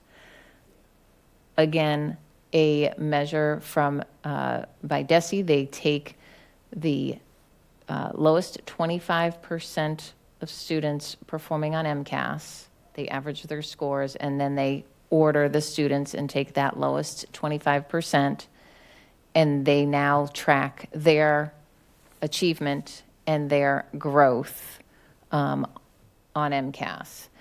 And you can see for our lowest performing students, that group of students for ELA achievement, we exceeded the targets. We were awarded 4 points because we exceeded the targets that were set for our lowest performing students. For math, we improved, but we were still below the target, so we only received 2 points. Again, growth, we saw our growth met the targets that were set.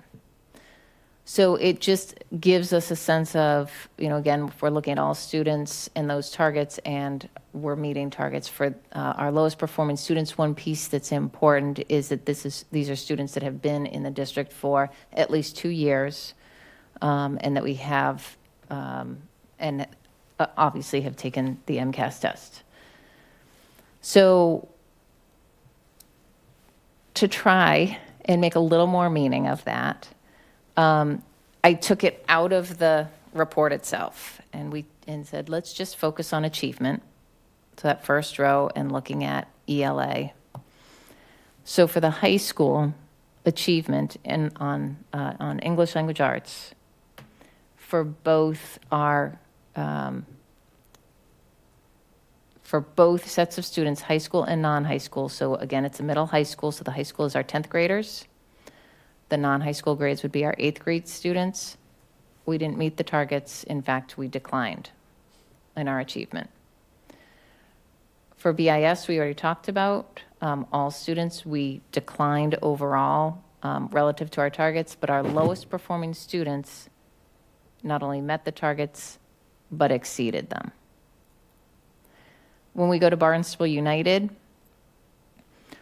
for all students, they improved but below target. And again, the lowest performing students, they have their own group of lowest performing students, they met the target. BCIS exceeded their targets. And then you'll notice Centerville, High West, BWB, and West Villages all declined. And again, this is ELA. This is particular to grade 3 because that's the group that's taking the MCAS test. And I think this certainly highlights the need for what we're doing right now with our GLEAM grant and identifying a literacy program that's going to support our students. So I have a question. So I look at the elementary level and I wonder, if we just take a look at the success rate or the increase in achievement that BCIS is experiencing, and I know they're on a different reading program, and how much of that is taken into account rather than reinventing the wheel and choosing a brand new reading program if we can see success with some of our own students in the innovation school? That's a very fair question. Their program was one that was identified, that went to the GLEAM team. We reviewed that in addition to some other larger, more common programs, and they actually were, I'll say, screened out through our criteria based on what had been identified around culturally responsive texts, complex texts. So they just did not meet the criteria, which is how we identified the 3 that we're currently looking at.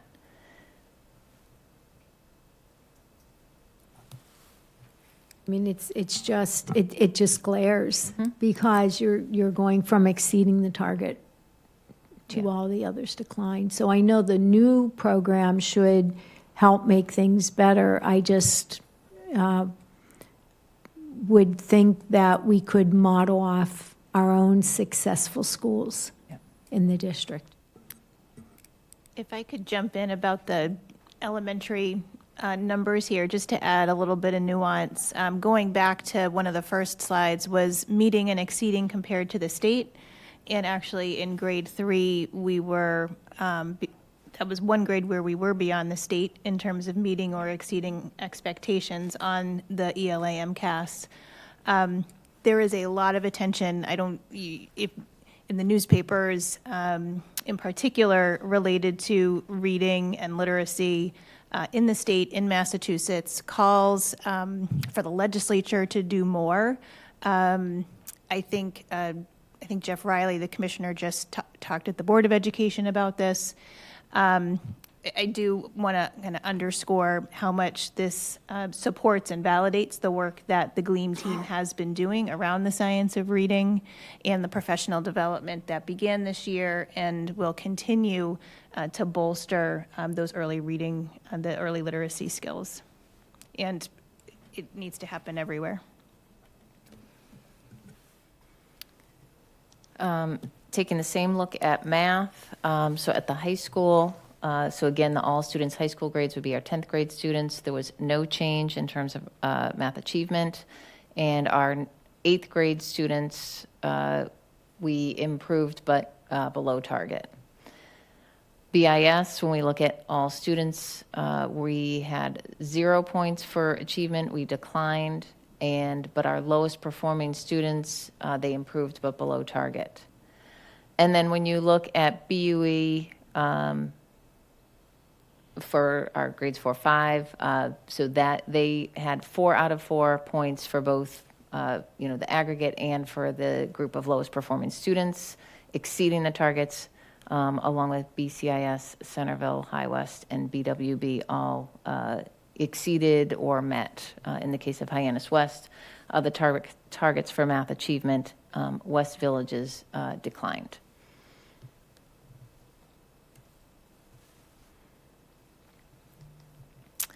Other patterns and trends, for some of the other indicators, as I shared, a lot of different indicators contributing, chronic absenteeism being one of them.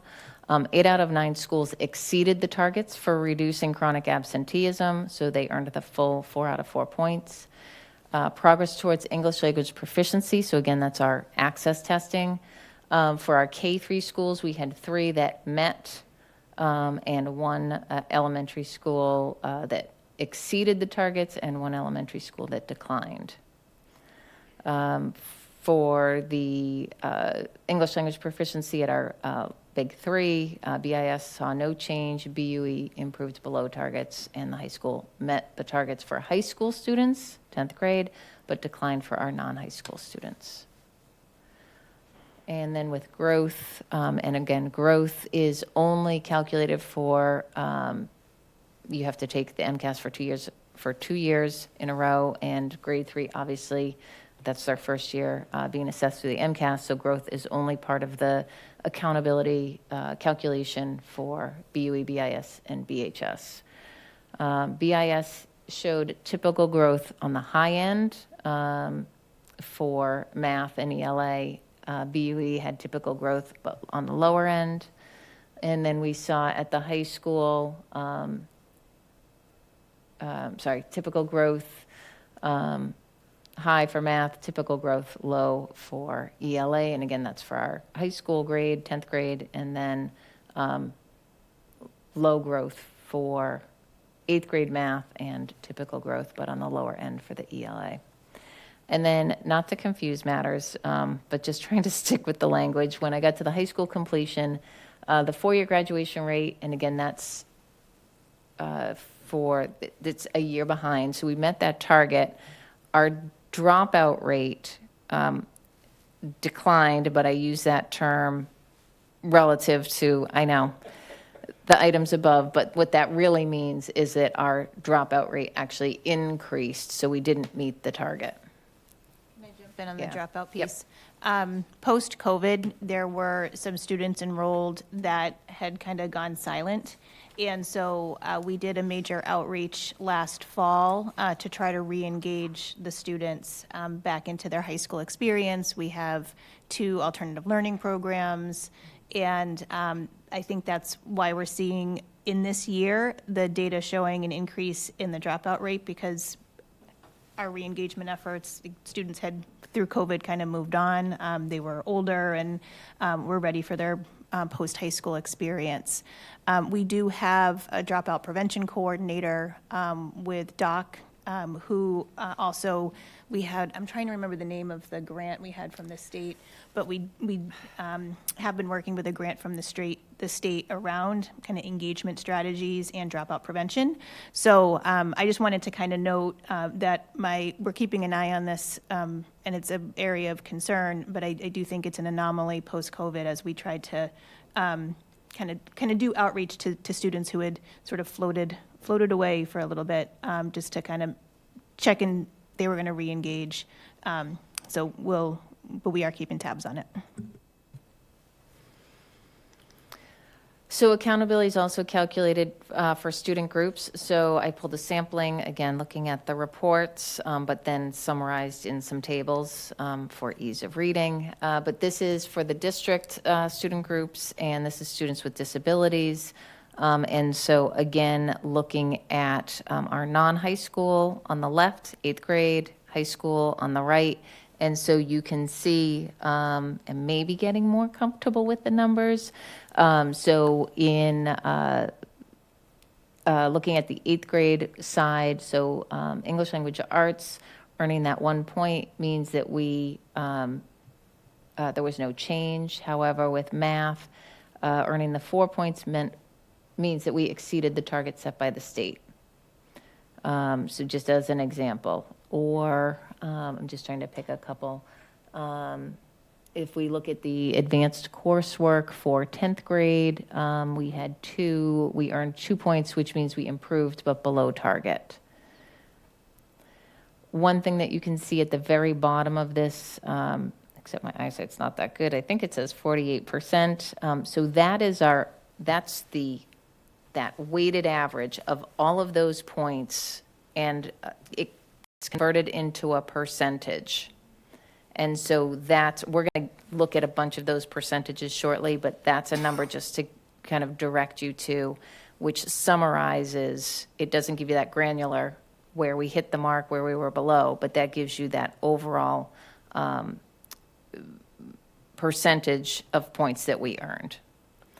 And then I just grabbed another student group, the African American Black subgroup results, again, district level, and again, looking at some of the areas.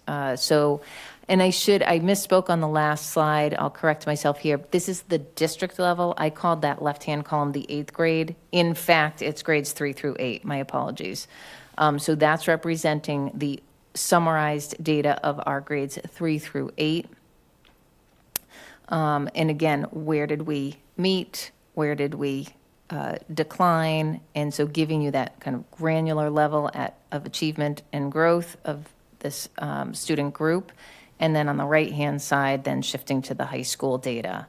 Again, you can see achievement across all 4 subject core 4 areas. We exceeded our targets for achievement for the student group. And the percentage at the bottom is 50%. And so I should be looking at the one behind me because I can see that better. But so 50% of the possible points were earned. So again, trying to capture that percentage. So I'm going to just go back for a heartbeat here. So the percentages in the next tables shifts us away from the granular level just to that bottom row. So what percent of the target, what percent of the total points did we earn? And so it's by student group, and this particular graph or chart is for district, high school, BIS, and BU8. So you can see the various areas, various student groups where we were able to hit more of the points, and areas where we missed more of the points. So I'll just give you a minute to take a look at that.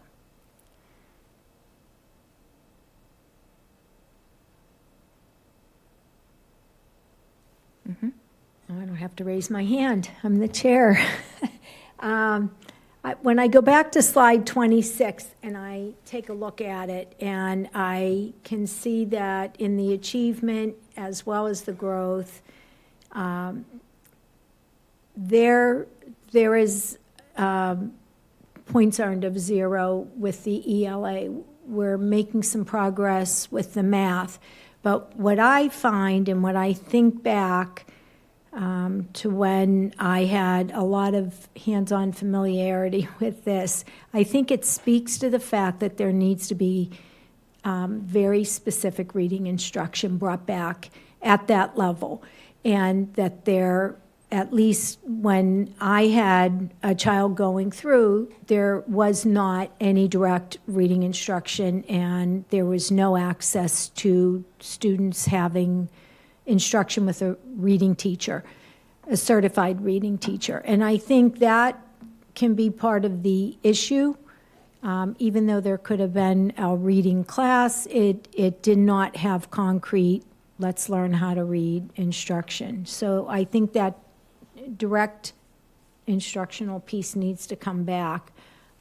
Frankly, I'm surprised at the 4 points earned with the math achievement, but it's good, and in the lower grades with the 2, because again, I think what happens with a lot of the students, if they're on the higher end of the disability, is the selection of 1 or 2 strands that are targeted, and they miss so much, and there are so many gaps. And when you're talking about reading, writing, and math, There can't be selective strands only, because you miss a lot with the strands that are not selected. And more strands are not selected to work on than are targeted. So I think trying to figure out a way to change how the core instruction is occurring, because many of the students need more time, more repetition to meet the standards, not less instruction or a narrower scope. And I think that could help.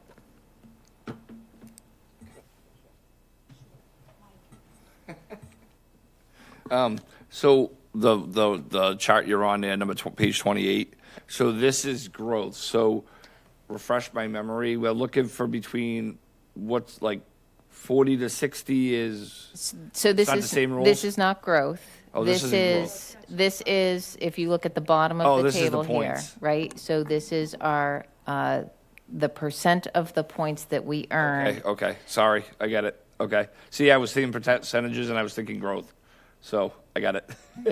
Thank you. So just circling back to this table, again, I just chose to summarize for each of the, our larger schools. I have the next page is our elementaries, but just by the student groups.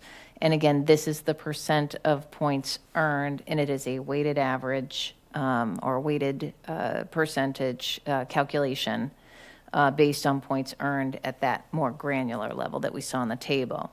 If I go to the elementary, so a lot of these student groups are suppressed because the group size is too small to report. So that's why you see more of the blanks here.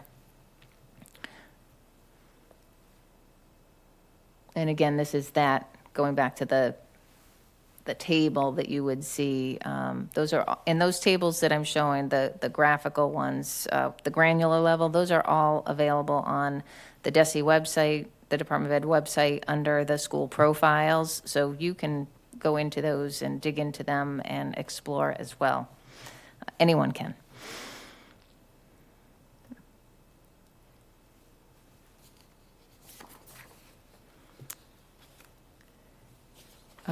Okay, and so then I think, I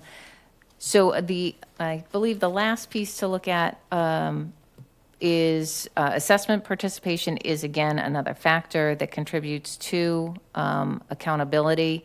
And I just want to mention this because of, we'll see at the end how it impacts kind of the classification of schools.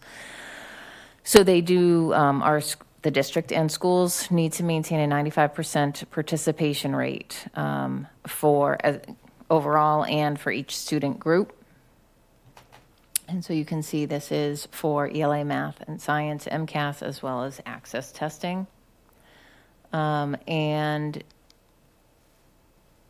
for our district participation, although you can see overall, so this is district, we hit the percentages all the way across the board. So every percentage is above 95%. I've highlighted the students with disabilities because I'm going to bring you back to that when we get to the individual school discussion around participation rate. So keeping in mind that the district as a whole, we met all of our targets for assessment participation. Which then brings us to the end where that's the categorization of schools and districts based on all of those percentages that we've been talking about. So the categorization, I'm going to just jump right to the table because I think that's a little easier to make sense of. So based on, if you look at the percentages in this left-hand set of columns. So Mike, you were talking about growth. These are the definitions for those percentages, right? So if a percentage, so when we looked at now I'm not going to be able to think of one of the groups. Let me just pull one. So when we look at high needs, at Barnstable High School was 48%. So that means it's moderate progress towards targets. So all of the schools will have, and the district will have classifications based on our percentages of those criterion. On the right-hand side, we have supports that are identified based on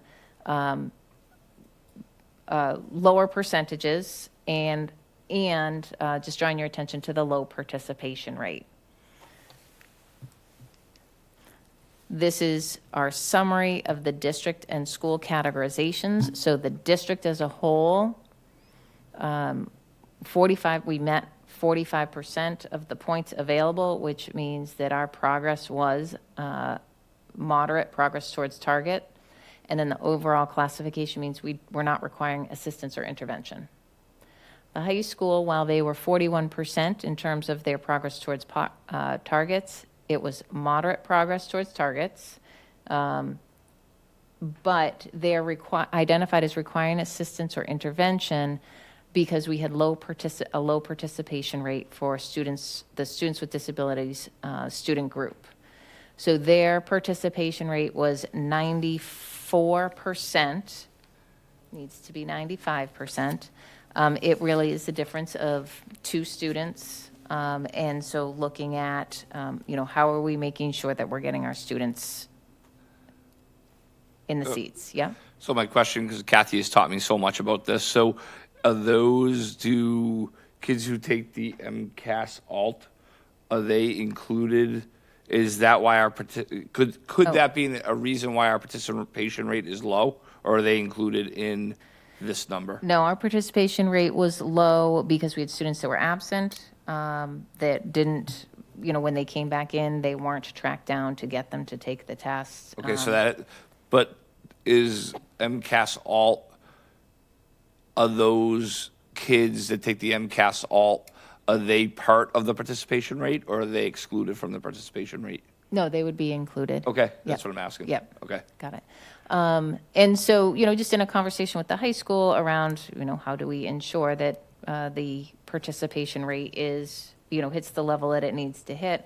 We have resources that we've been provided by DESE, the Department of Education, but also they have some additional kind of, I'll say, systems in place in terms of communicating with the caseload managers, emails, test is tomorrow, make sure your students are there, So it's really that full court press to make sure if students are absent, they take the attendance rate within the testing room, and then they will collect those lists and start following up to find out where the student is. If the student comes in late, they actually have the schedule for the reception, the front desk. They will know that any student, and this is true really for any student, they should be in a testing room and to help them to proceed directly to the testing room. So really making sure that we are getting all of our students in the seats and ready to test. And then just wrapping out the list, you can see BIS with their percentage, the remainder of our schools were not requiring assistance or intervention. And based on the percentage of those target points for the school as a whole, you can see we have BIS as moderate progress towards targets. BUE with 66% of the points was substantial progress towards targets. BCIS was meeting or exceeding.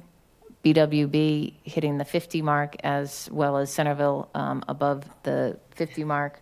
Substantial progress towards targets, High West at moderate, and then West Villages was limited or no progress towards targets, but none requiring assistance or intervention beyond that. So I want to follow up with a question. Did I hear you say that the MCAS alt scores are included in this? Yes, they include those in the accountability. I have my cheat sheet here. I would like to see a slide next time on the breakdown between students taking MCAS versus students taking MCAS alt. MCAS alt is not the same objective means for assessing a student on the standards. And I don't know how they can lump the MCAS alt in with the regular MCAS. It doesn't make sense to me to do that. Yeah, they have a, I should have marked that Especially page. with growth, because rarely are two strands included in back-to-back testing years, so there's no way to test real growth if you're not looking at the same strands. So it's folded into the achievement. And I will go back and double check and reread this, but they do the correlation between meeting expectations, and so they give that point, because remember, they're averaging the points, and if we're meeting our targets or not meeting our targets. So I will circle back and. Yeah, that's like comparing fruits and vegetables, if you put it in layman's terms. I don't see how that MCAS alt can be included holistically in these numbers. It definitely needs to be extracted to get a true students with disabilities comparison to typical students.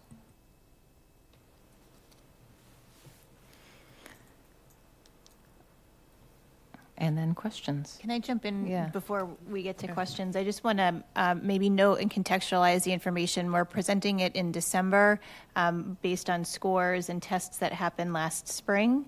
And we've had the information, maybe not the accountability information initially, but certainly the achievement and growth information since late summer when we get the preliminary MCAS results, which we are not allowed to share until they're released by the state, but we do work with internally. And I want to note that Kristen and Carrie and Jen have a system with our principals of looking at data on a regular basis and meet in data teams to break down the information and then look at ways in which to apply it in our school settings with our students, some of which you heard when the principals came and presented their school improvement plans and focused on various focus areas and professional development for the current year, and probably in some of these areas like literacy, for example, and is a multi-year initiative and approach.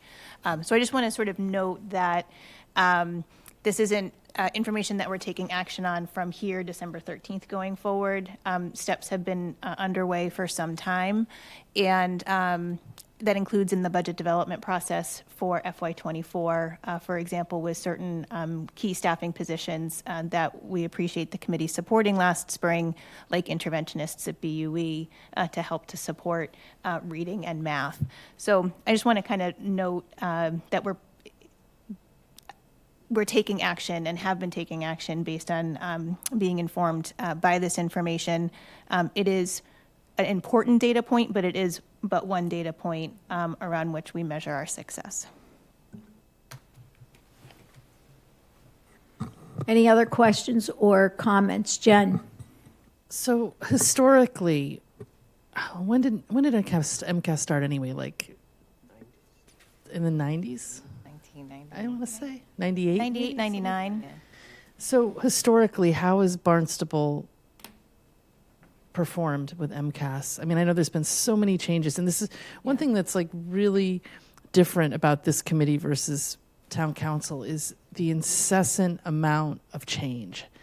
The tide changes daily with education, and it doesn't with municipal institutions typically. Like everything moves at a glacial pace, but you guys you have a much more insouciant sort of a charge, where we are stuck responding to data that honestly doesn't really yield the student much benefit at all.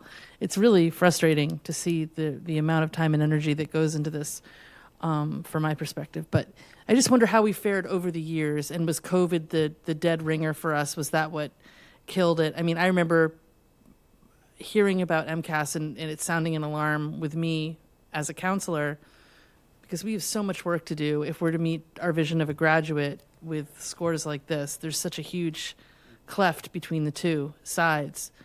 And the amount of time and energy it takes to put together a presentation like this at such a granular level, to your point, I wonder sometimes if public school can survive in this climate. I mean, honestly, with all of the unfunded mandates and all of the pressure and all of the testing and all of the rating and all of the public opinion and all of the kids dropping out and all of the pandemic and then on and on and on and on. I mean, is this new for us? Have we always scored at this level? Do you know? No, I think, no, we have not. I think there's a couple things that have happened. There's blips along the way, right? So you said, like, if we laid it out, we'd see some ups and downs when things changed, like when the assessment went to fully online and when they shifted to the next generation MCAS, when they adjusted, although they did a crosswalk of, in terms of the ratings, we had Park. It does not stay the same. Yeah, it's not static. But no, I think COVID has definitely had an impact. But I also would say pre-COVID, we were in a place where we needed to focus some attention. And then COVID happened, so that took our attention away.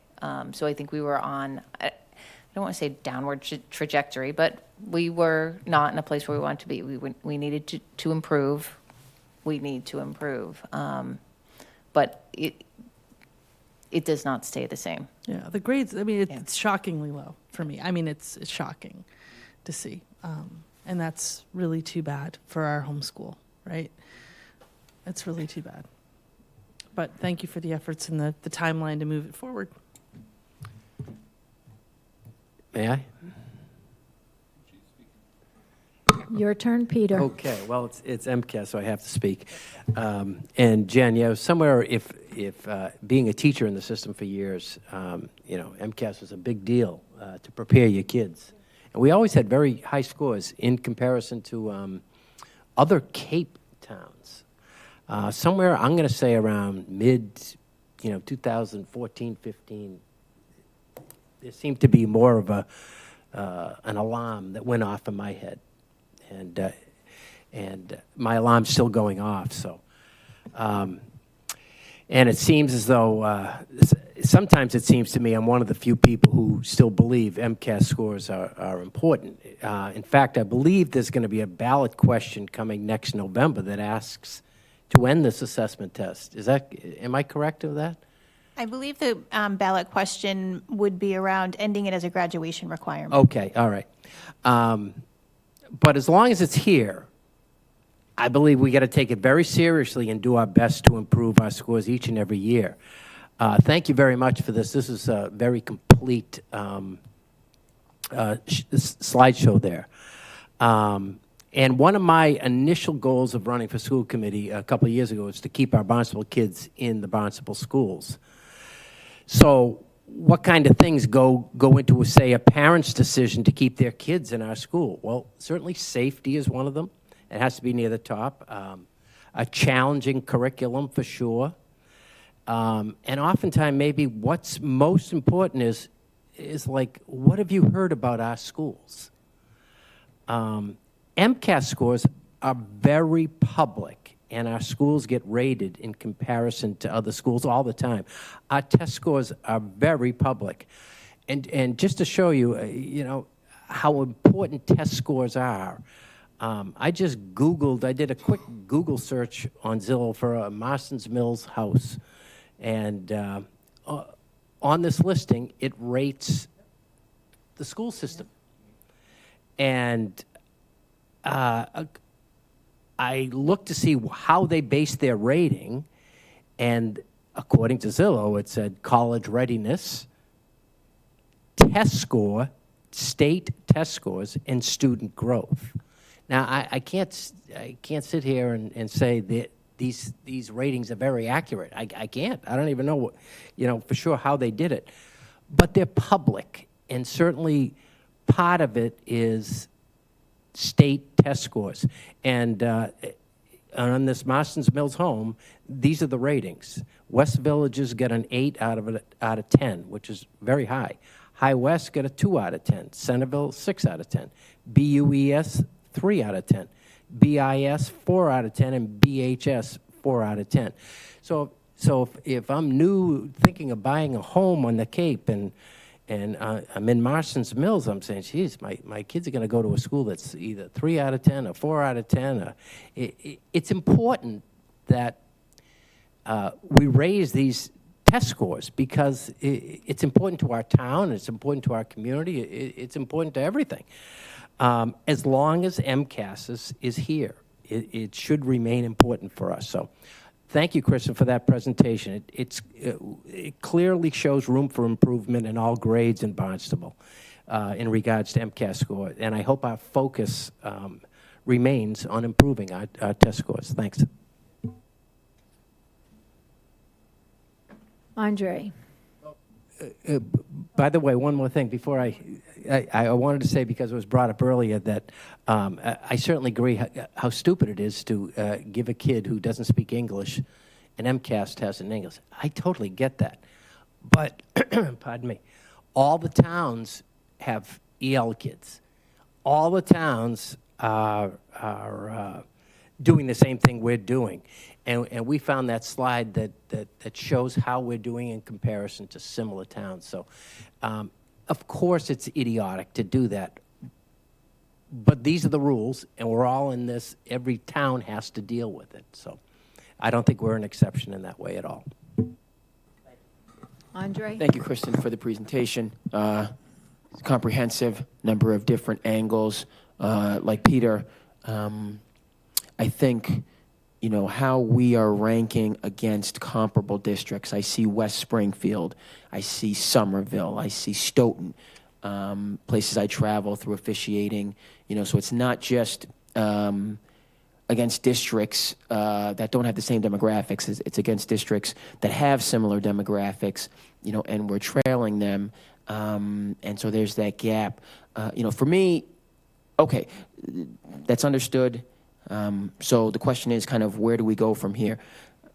This might not relate directly to this presentation, but a kind of question in my mind, you know, as somebody who's an educator, is, so what's happening to those students, that percentage that's not meeting expectations? You know, whatever percentage at the high school, I think it was 41%, 45% at the intermediate school, whatever the case may be. You know, that's what I'm going to, you know, how I'm framing this, again, as somebody that works in education, not teaching this year, but taught previously. You know, it's that, okay, so we're not there, but you know, point of fact is, are these kids just drifting? Now, you can't answer this. You gave us the data, but that's kind of what I'm wondering from like a district perspective. So you're so far behind. You're really far behind. Okay, you know, but, you know, as our students at the there seems to be, at the elementary level, we seem to be kind of keeping pace.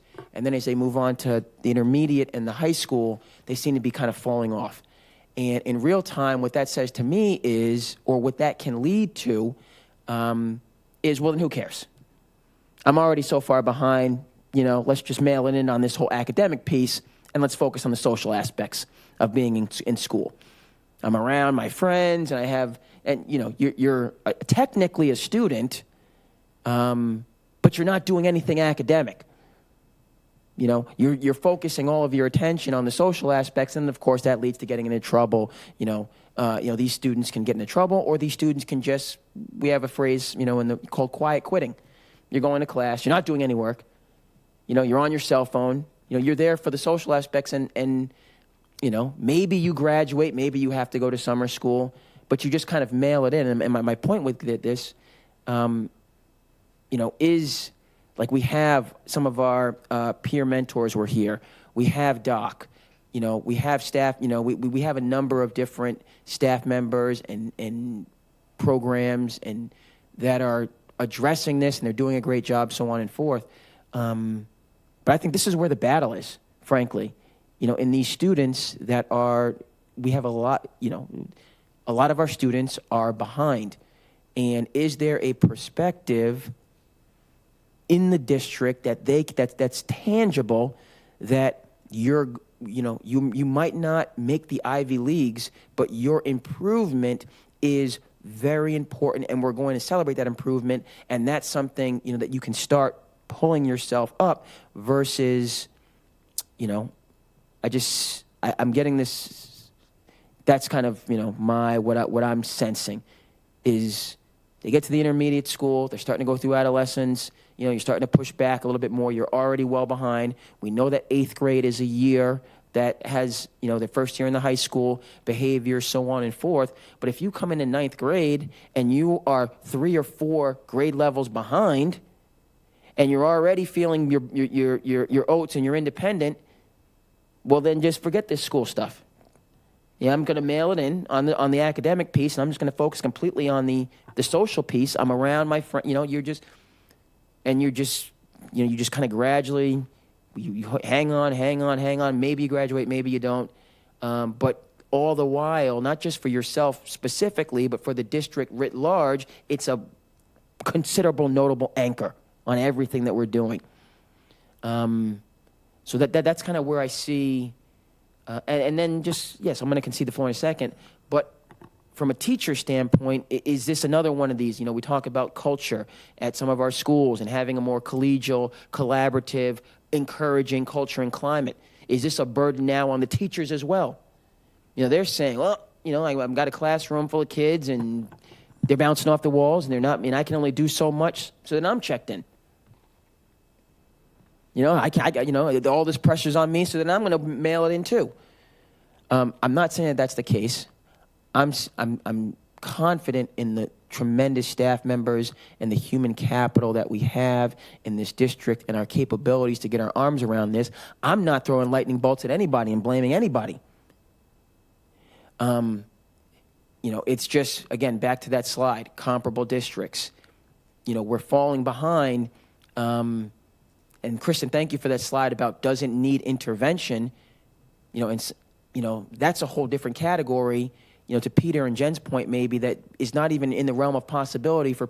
You don't think of Barnstable as a school that needs to be taken over by the state. That doesn't even those two things. But in certain, we're kind of close. I want to be. I don't want to be alarmist. I don't want to be counterproductive in our response. Clearly, you guys are working, but with those students that are on the ropes, we got to bring more of them back into the fold or find something for them to latch onto so they're not just drifting. Mike? Okay, so I think, and I've said this before, I think for me, my own opinion, one of our biggest problems that I have is the behaviors. And I've used my own kids as an example. And I've always said it with SATs. I've never really said it with MCAS. But when you have any grade, I've always said that I thought the behaviors that were allowed in our school district were I don't think they should be allowed. I'm old school, and I understand the state law we have to follow. But having said that, my example I've always used is my daughter takes, we'll say, 8th grade algebra, and she is in a class where 19 of the kids out of 20 want to learn algebra. They want to, learn the subject. They're there to learn. And you have one child that is disruptive to a point where the teacher isn't allowed. And I know, Peter, you're right. You're right. I'm a person, I was a firefighter, so I think we do way too much about talking stuff in education and not enough action. It's just the way I think. So I think of things on what's the problem? Because there's obviously a problem in Barnstable that isn't in other places.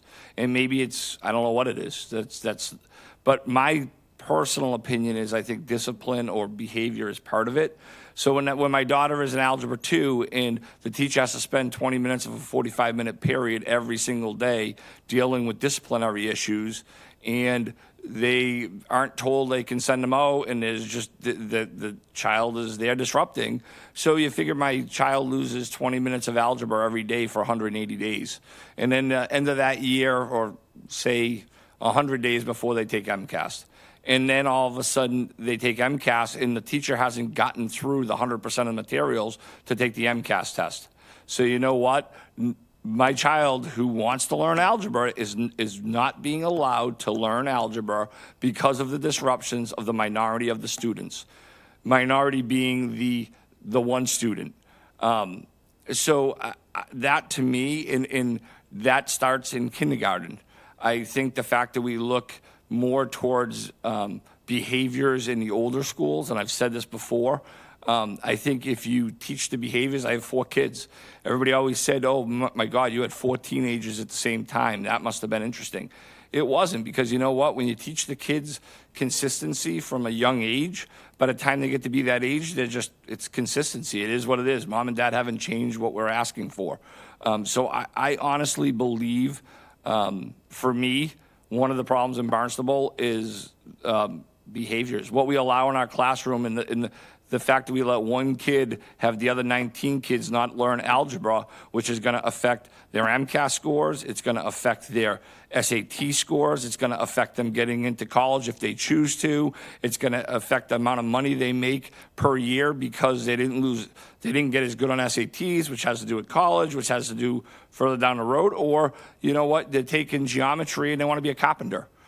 So I've said that over and over again, and I think the MCAS scores here in Barnstable are a result of that. It's just the way I feel. I honestly, I've said a lot of stuff.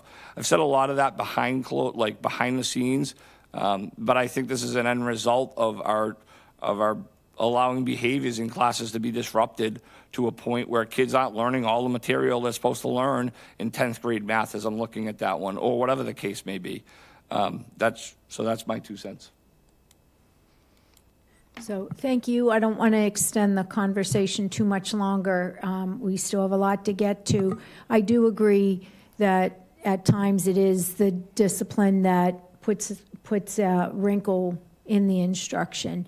And I do believe that there's an accountability that if you start with student accountability at a young age in kindergarten with responsibility, taking ownership, and making sure that students are rising to the level and meeting a responsibility to do homework, to attend class, to behave appropriately, that a lot of the learning challenges can be improved. So I agree that, if we can get on a consistent platform. I understand restorative justice. However, I think sometimes restorative justice without consequences and students continuing to be promoted to the next grade level when they clearly don't have the academic skill to learn at that next grade level can also contribute to the discipline. I think nothing would feel worse than sitting in a class for which somebody is not prepared to take on the work. And it's across education nationwide because of the social reasons, but you don't want an older child being retained and not being with the same peer group. However, you create a different set of problems in that case. So I'm not sure. I think the mindset of today's youth sometimes, from what I see when they graduate, that their expectation when they hit college and it hits them then that they're not gonna get out passing, the buck stops. And I think that's hard for some of the students to take, and it creates a challenging first semester at the college level for some. So I think if we can start young, like Mike says, start young, try to instill with the vision of the graduate, try and instill that personal responsibility, help them grow as learners, we can meet some of these. One thing that is with the high school scores, these stop at 10th grade. So students can take the MCAS multiple times, and they do, I think when it hits them in 10th grade that they're not meeting the expectations and the interventions that are put into place for them, and the desire to graduate is right there. I think we can do a good job helping these students meet what they need to meet so they can graduate. I don't think the graduation rate has been a problem. As far as I've been aware, I don't think that's necessarily an issue. So I think what it does, though, is it's the wake-up call for some of our students to buckle down and take advantage of what the school is offering for interventions and work hard. So hopefully they'll move in the right direction, and next year we'll have a better report. Kathy, can I offer just one more quick comment? Sure. Please? Thank you, and I'm sorry because I'm new, but I'm going to just say it off the top of my, I'm just going to say it. I feel like if we have this vision of a graduate and we've drawn a line in the sand with this conversation, right? We've said we have this one thing and it's so far away from where we need to be, like how do we make those two things kind of consolidate? And I think a lot of it is, for me anyway, I worry that teachers are taking on the burden of social emotional learning when they are not prepared to do that. And I've had several things happen with my own child where I've taken teachers to task because I don't like their social and emotional learning in the lessons they're teaching my child. I wonder if there's not a way to remove that and source it out and have students that need extra help, social and emotional help, beyond what had always been the norm up until we became obsessed with the way everyone's feeling all the time. If there's like not a way to farm that work out to counselors, whether it's online counseling or whatever, and give teachers really the latitude that they need and the freedom to unbuckle from that burden. Most of them aren't even qualified to teach that. I don't want people teaching my kid how to think and feel. Yuck. That's my job as a parent. And I understand there's been guidance counselors since time immemorial, and I'm not going to say I didn't enjoy my relationship with one of them who got me into BU at the age of 16. He was a gem, you know. But I think we're asking for too much in the wrong ways. It's if kids are not behaving and they're not rising to task, especially if they're not behaving, there needs to be a consequence. And I really want to understand what the consequence is for kicking kids out of a public school. Because if it's not that grave, we should do it to prevent people like Commissioner Judge's children from not learning in a class of 20 if there's one disruptor. I mean, there's nothing wrong with a little bit of hardball. And I think if we have this vision of a graduate where we see everyone as a holistic, 100% human being who's learned every little thing they could possibly eke out of the system, but we have MCAS scores like this, we're never going to get there unless we correct why we have the MCAS scores where they are. And that's just the reality of it. And so I would really be interested to see what other public schools are doing with regard to this social and this is the biggest unfunded mandate out there. This is social and emotional well-being thing that teachers are required to teach and be patient and blah, blah, blah, blah, blah. My word, you know, that's just too much. I really believe it's just too much. And frankly, like I said, I don't want them teaching my kid that. That's my job. That's all I'm going to say. Thank you. Mike. I don't want to beat the dead horse, but I honestly think, I mean, I know a lot of teachers. We all know a lot of teachers. Peter, you are in education. Andre, you, Kathy. Jen and I are the only two that aren't, right? So the thing is I talk to so many teachers, and there's so much other stuff they're responsible. That's why there's so many people leaving education, is because they're getting burnt out. Because of not just that, but there's so many different things. And I just think one of them is discipline. I mean, if you're not getting through a subject matter in the amount of time really MCAS is saying that a teacher in any given grade is supposed to get through X amount of material before the MCAS test. That's really what this is measuring. Well, if the teacher is having so many discipline problems and isn't getting help, or the child is leaving for 20 minutes and coming back in, or whatever the case may be, which is stories I hear about over and over and over, then you know what? How can I hold that teacher responsible for not teaching all the material they were given if they weren't given the opportunity or the supports to do it? That's the way I look at it. It's that simple. To me, and I'm not saying that that's the only reason Barnstable, because I also agree with you, Peter.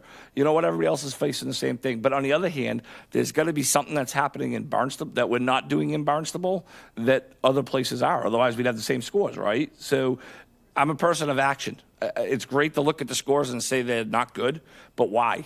And I'm sure, and I know Sarah and I know you're working on it. I completely understand that. I get what you're doing to work on it, but I'm sure it probably doesn't come to you as a big surprise that I'm also talking about behaviors in classroom because we've had this conversation. And I know you're working on that too. It's not like you've listened to me and haven't tried to doing work on it. I agree but that's my frustration is you hear from teachers that they'll freely admit to you that they're not getting through all the material that they're supposed to be getting through in that given time. And the majority of teachers I talk to at all grade levels is because the discipline problems are overwhelming them, especially since COVID, and therefore they're just not getting to it. So I'm done, Kathy. Yeah, Kathy, just quickly, just to conclude, and just, 15-second conclusion. 15-second conclusion. I agree, with what my colleagues are saying. Every student, is not the problem, but some students are. And so when we talk about discipline and we throw that buzzword out, it's a push and pull. But we do, if some students are disrupting the entirety, that's one thing.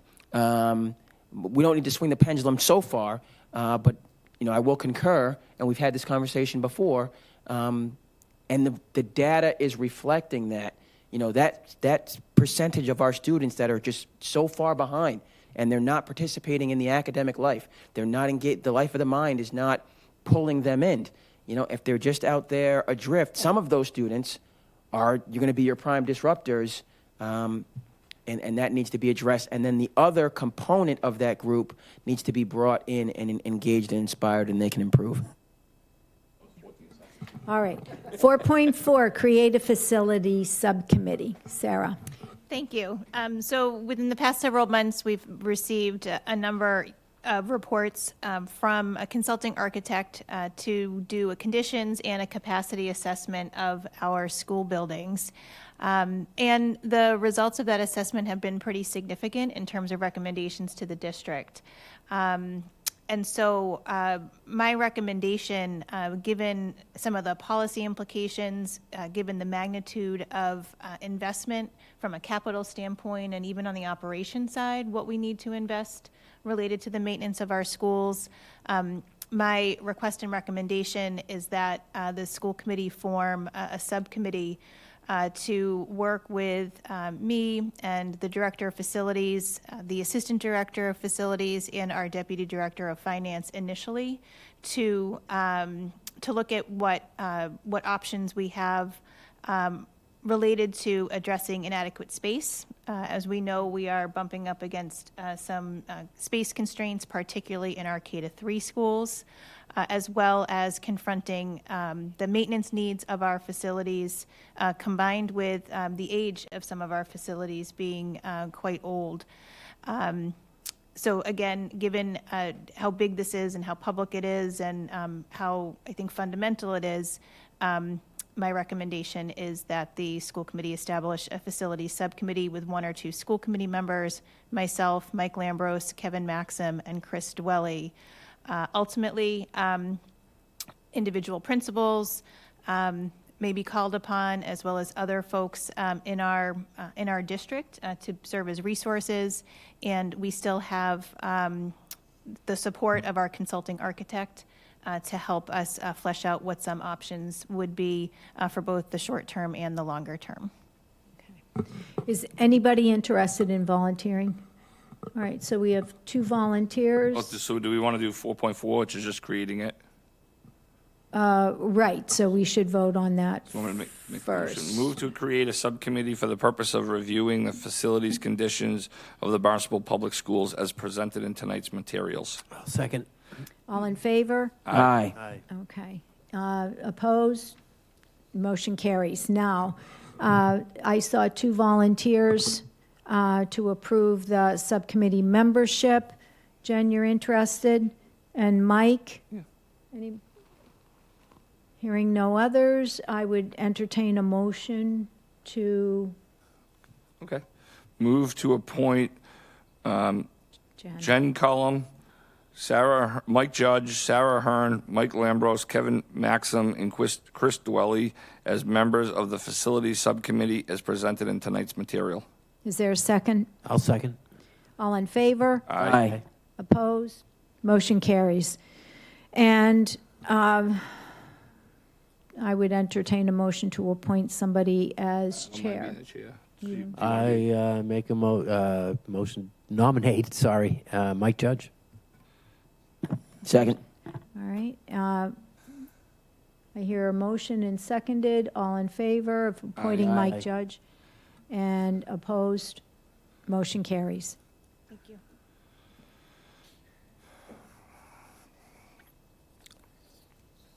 Item 4.6, approve Cape Cod Collaborative Board Member Representative. So each school district appoints one board member to the collaborative board to represent the school committee's interests and to guide the Cape Cod Collaborative Board.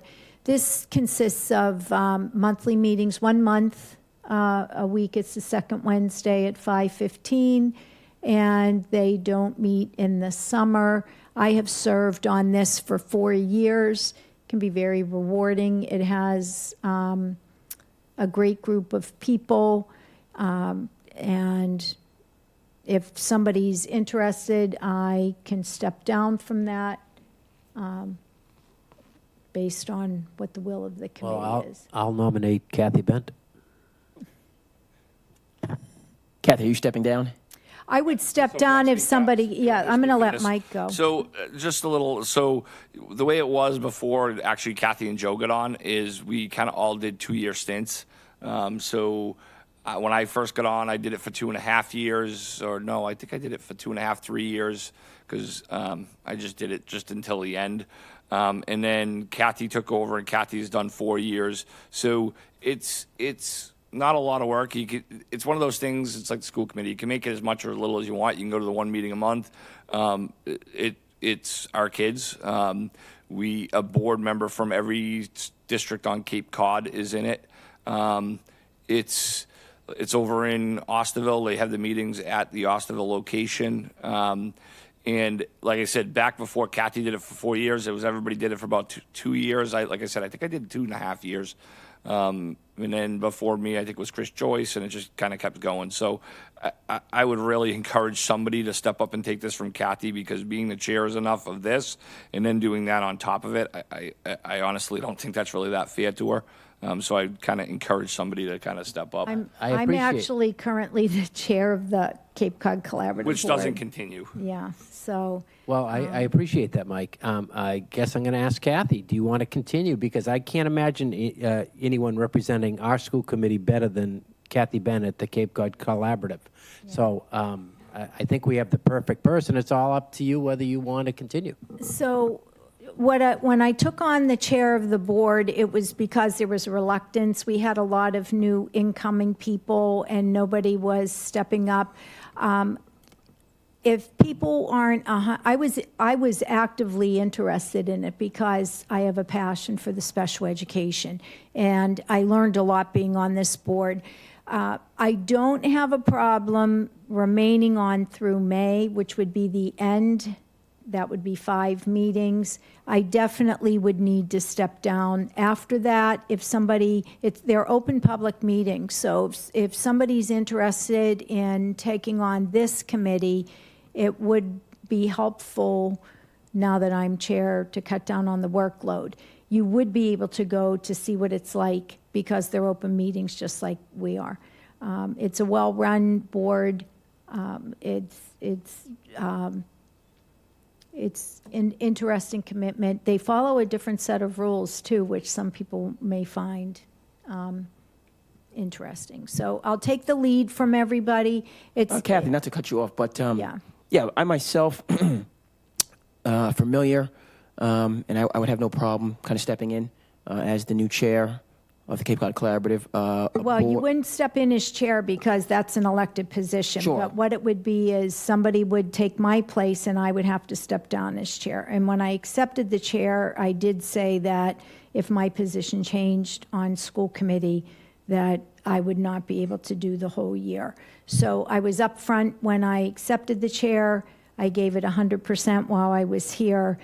But you would come on, whoever would come on, the vice chair would take over, or they would hold another election for chair. Yeah, and so I would have no problem stepping in this role. I just remember, after being elected to the school committee, when we were in the superintendent, there were meetings there, and that's where made your acquaintance and the other members of that. So either whenever you would like to step down, I have no problem stepping in. Well, it's on for tonight. We could do it. We could do it where we approve a new member effective February, and then that way I can transition and announce it to the collaborative board in January, and that might be a better way to handle it publicly. Sounds good.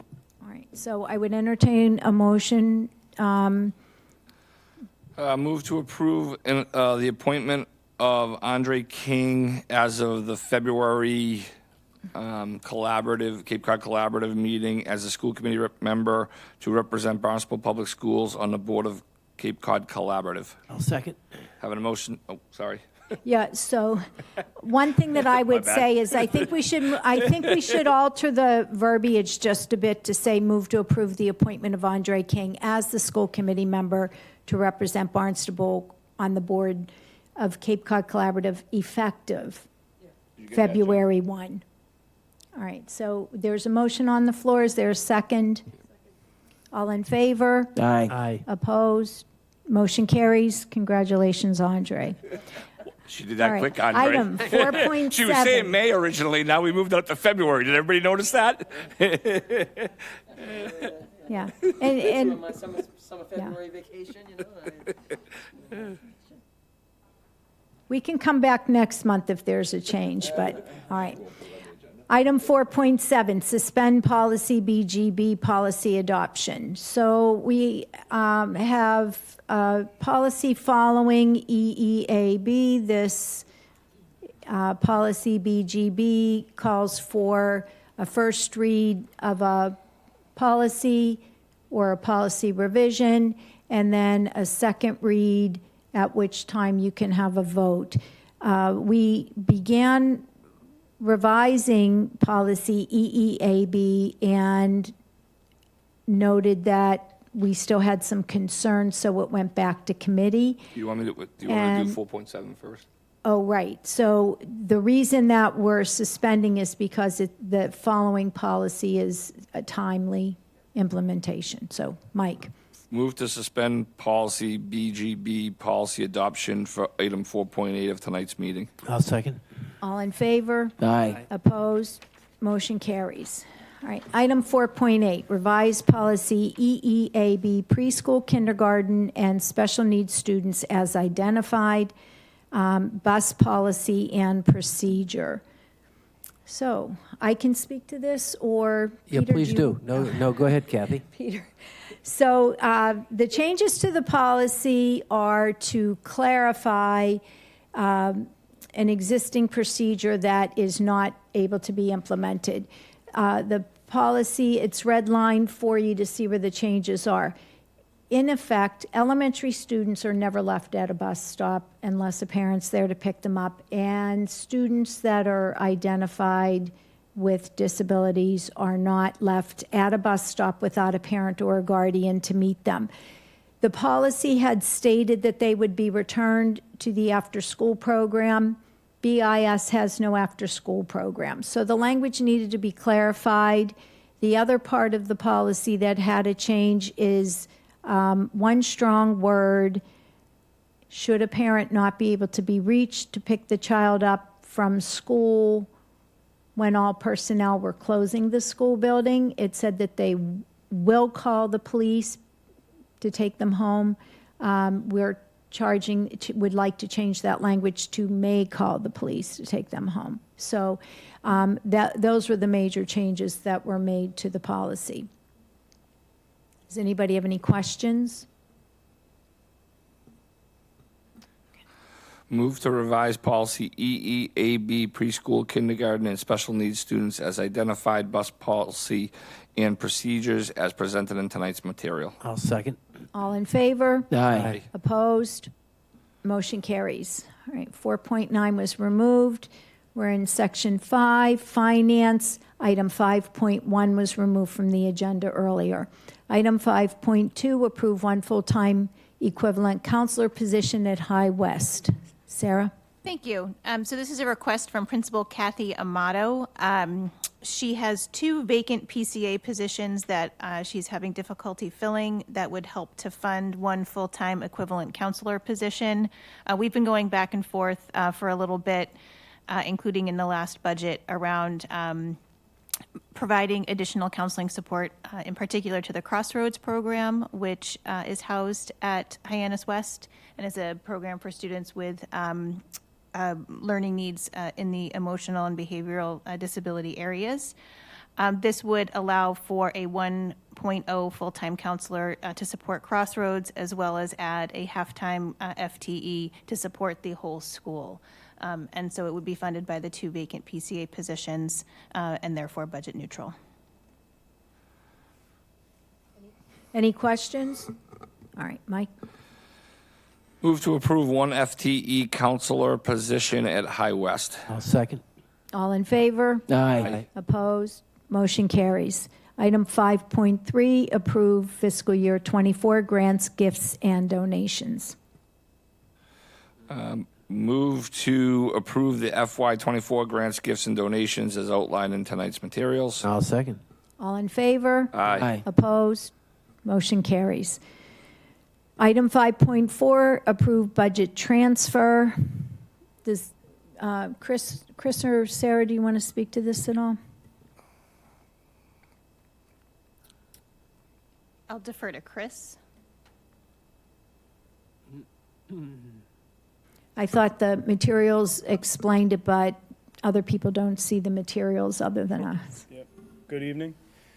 There's a budget transfer before you for $60,000 to transfer from salary and wages from unfilled positions, particularly for speech and language services, to cover contracted services. We're currently having contractors provide that work given the difficulty in hiring the speech and language professionals, and we want to just make a transfer to be able to cover that. So it's $60,000 from those unfilled positions over to the special education department's contracted service line. And I just wanted that publicly so that if anyone is watching, that they understand that it's just shifting from an employee-based delivery of those services to an outsider, which is how it has to happen. Yep. Is there a motion? Move to approve budget transfers as outlined in tonight's materials. I'll second. All in favor? Aye. Opposed? Motion carries. Item 5.5, approve accounts payable warrant, fiscal year 24, warrant number 24. Move to approve accounts payable warrant FY24 warrant 24 in the amount of $592,389.15. I'll second. All in favor? Aye. And opposed? I am opposed. Item 6.0, executive session, to approve the school committee executive session minutes of November 15, 2023, and to discuss strategy and preparation for negotiations with the Barnstable Teachers Association.